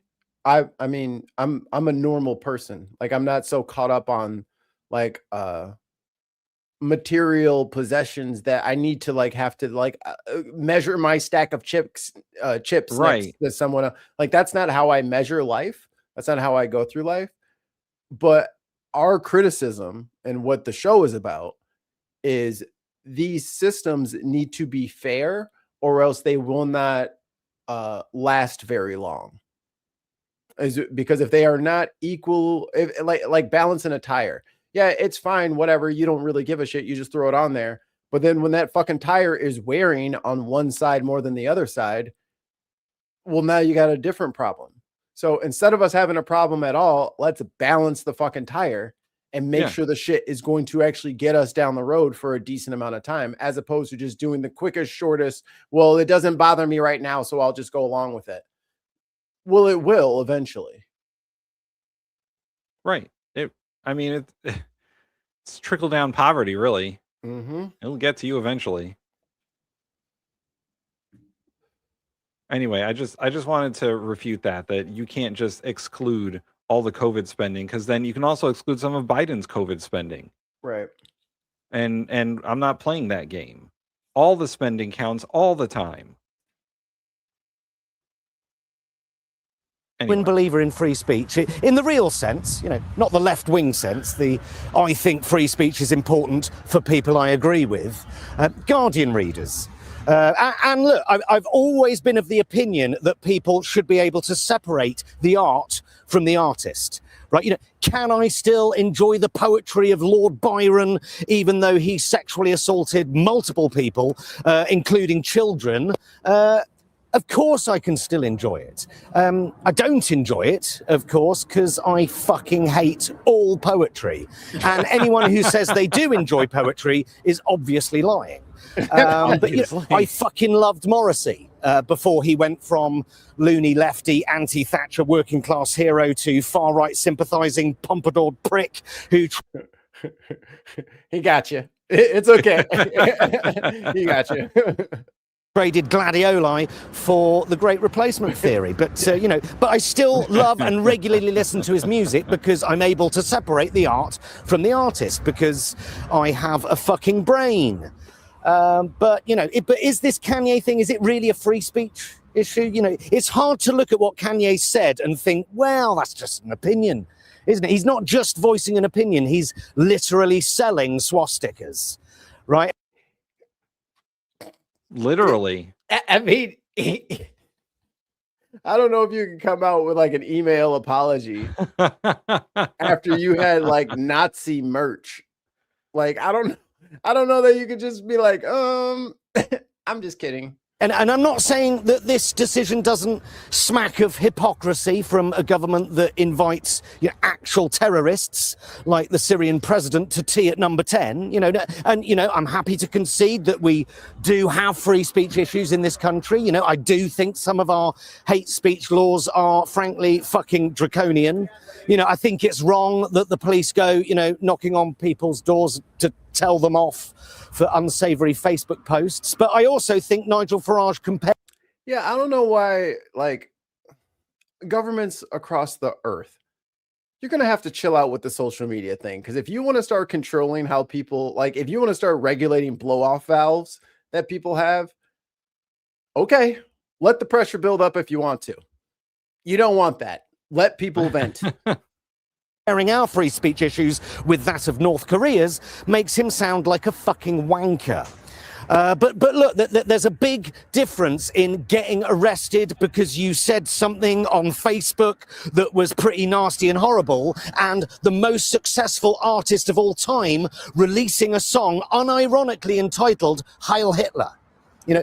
Do I think people should be forgiven for things that they've said and done in the past, especially for things they have said and done during serious mental health episodes? Yes, I do. Okay, but let's be honest with ourselves, right? His views expressed over many, many years have showed genuine hostility towards Jews and Judaism, right? Are we really to believe that him selling $20 t-shirts with swastikas on them is the result of a mental health episode? Because if it is, it's... Hey, remember when Kanye went to the White House? More than just an episode, right? It's a fucking box set. Do you remember when Kanye freaked out Alex Jones? Alex was like, you mean like Hugo Boss? You're talking about the clothes, right? No. The guy. I love that guy. Him specifically. A box set with all the episodes from seasons 1 to 6, including all the Christmas specials. Yes, he's apologized, but he's apologized so many times, but then doubled down again and again and again.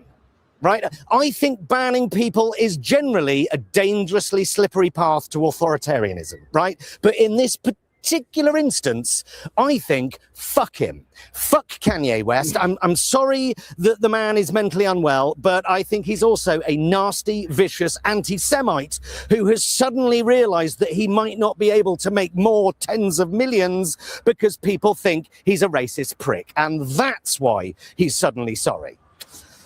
That's what I think of Kanye West. Sure, let's go for it. Jonathan Pye is hilarious. Jonathan Pye, the legend. Before we go, Mikey, I just want to show our stuff one more time. Ooh. Somebody bought something. Oh, cool. So thank you for buying stuff if you bought something. But we have 5 wonderful designs for you to buy in any form in which you would like. The preferred form, I believe, is t-shirts. Buy tons. You can get yourself a For Jesus Get in the Van t-shirt in tie-dye. That looks awesome. A Delta Green exclusive. Delta Green exclusive. Hey. Yay! Scott bought a t-shirt. Awesome. Thanks, Scott. They're on sale for the rest of today. I believe all of our t-shirts, and if you go on the TeePublic, they'll also give you more percentages off, I guess. But I just want to say thanks to McKinnon for designing all this stuff. TeePublic, leave me alone. Scott, which one did you buy? But you could get a Fuck the Hell Off t-shirt. The meme inspired by me, I guess. Fuck the hell off.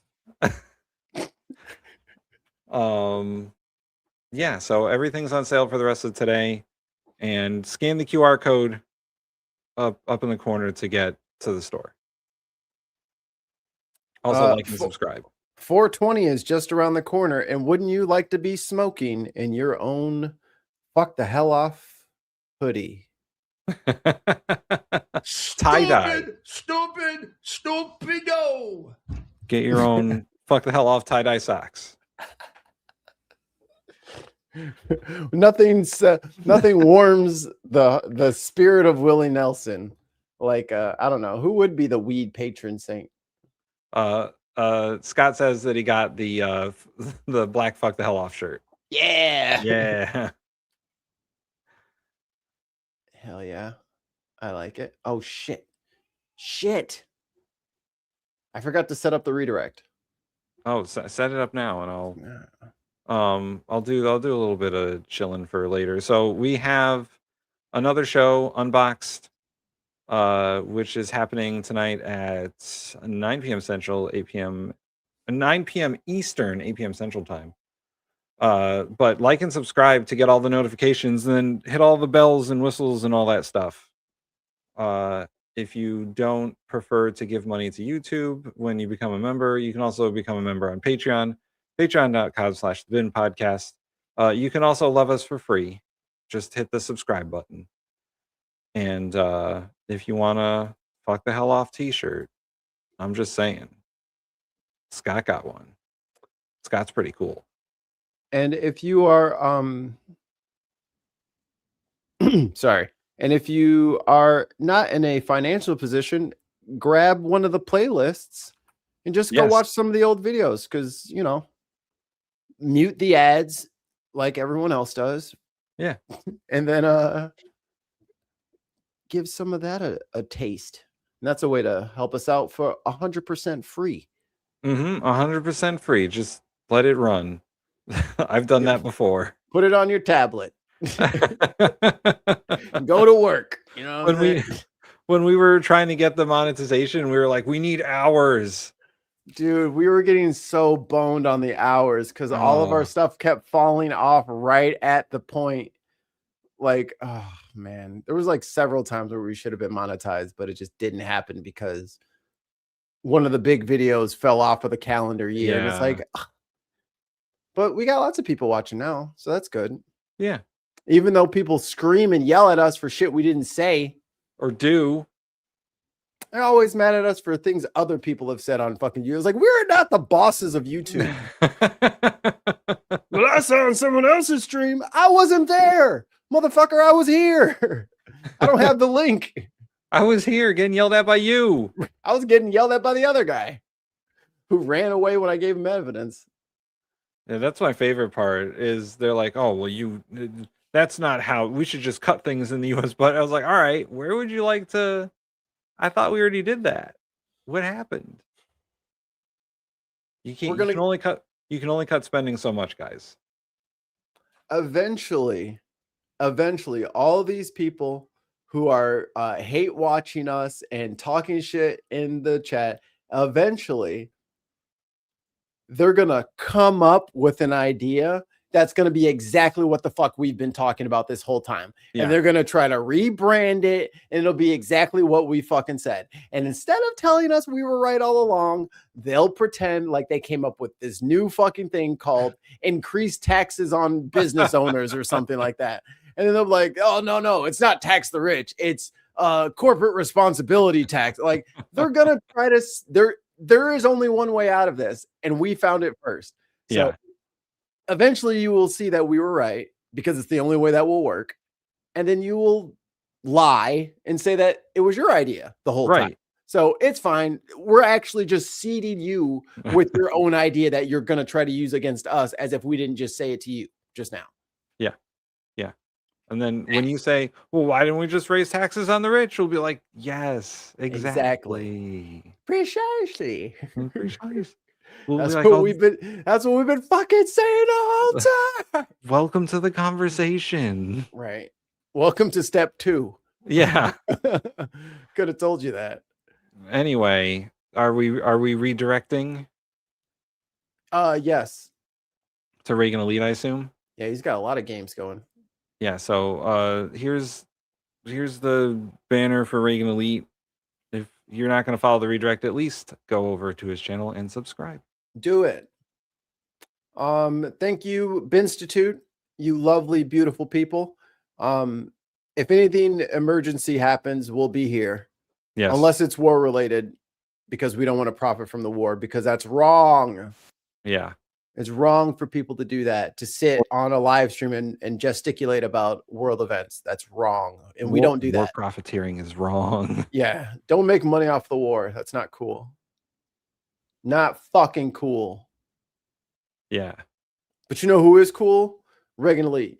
So until you get to his stream, which will be very quickly, please remember to drink your me. Oh, one of us was pressing.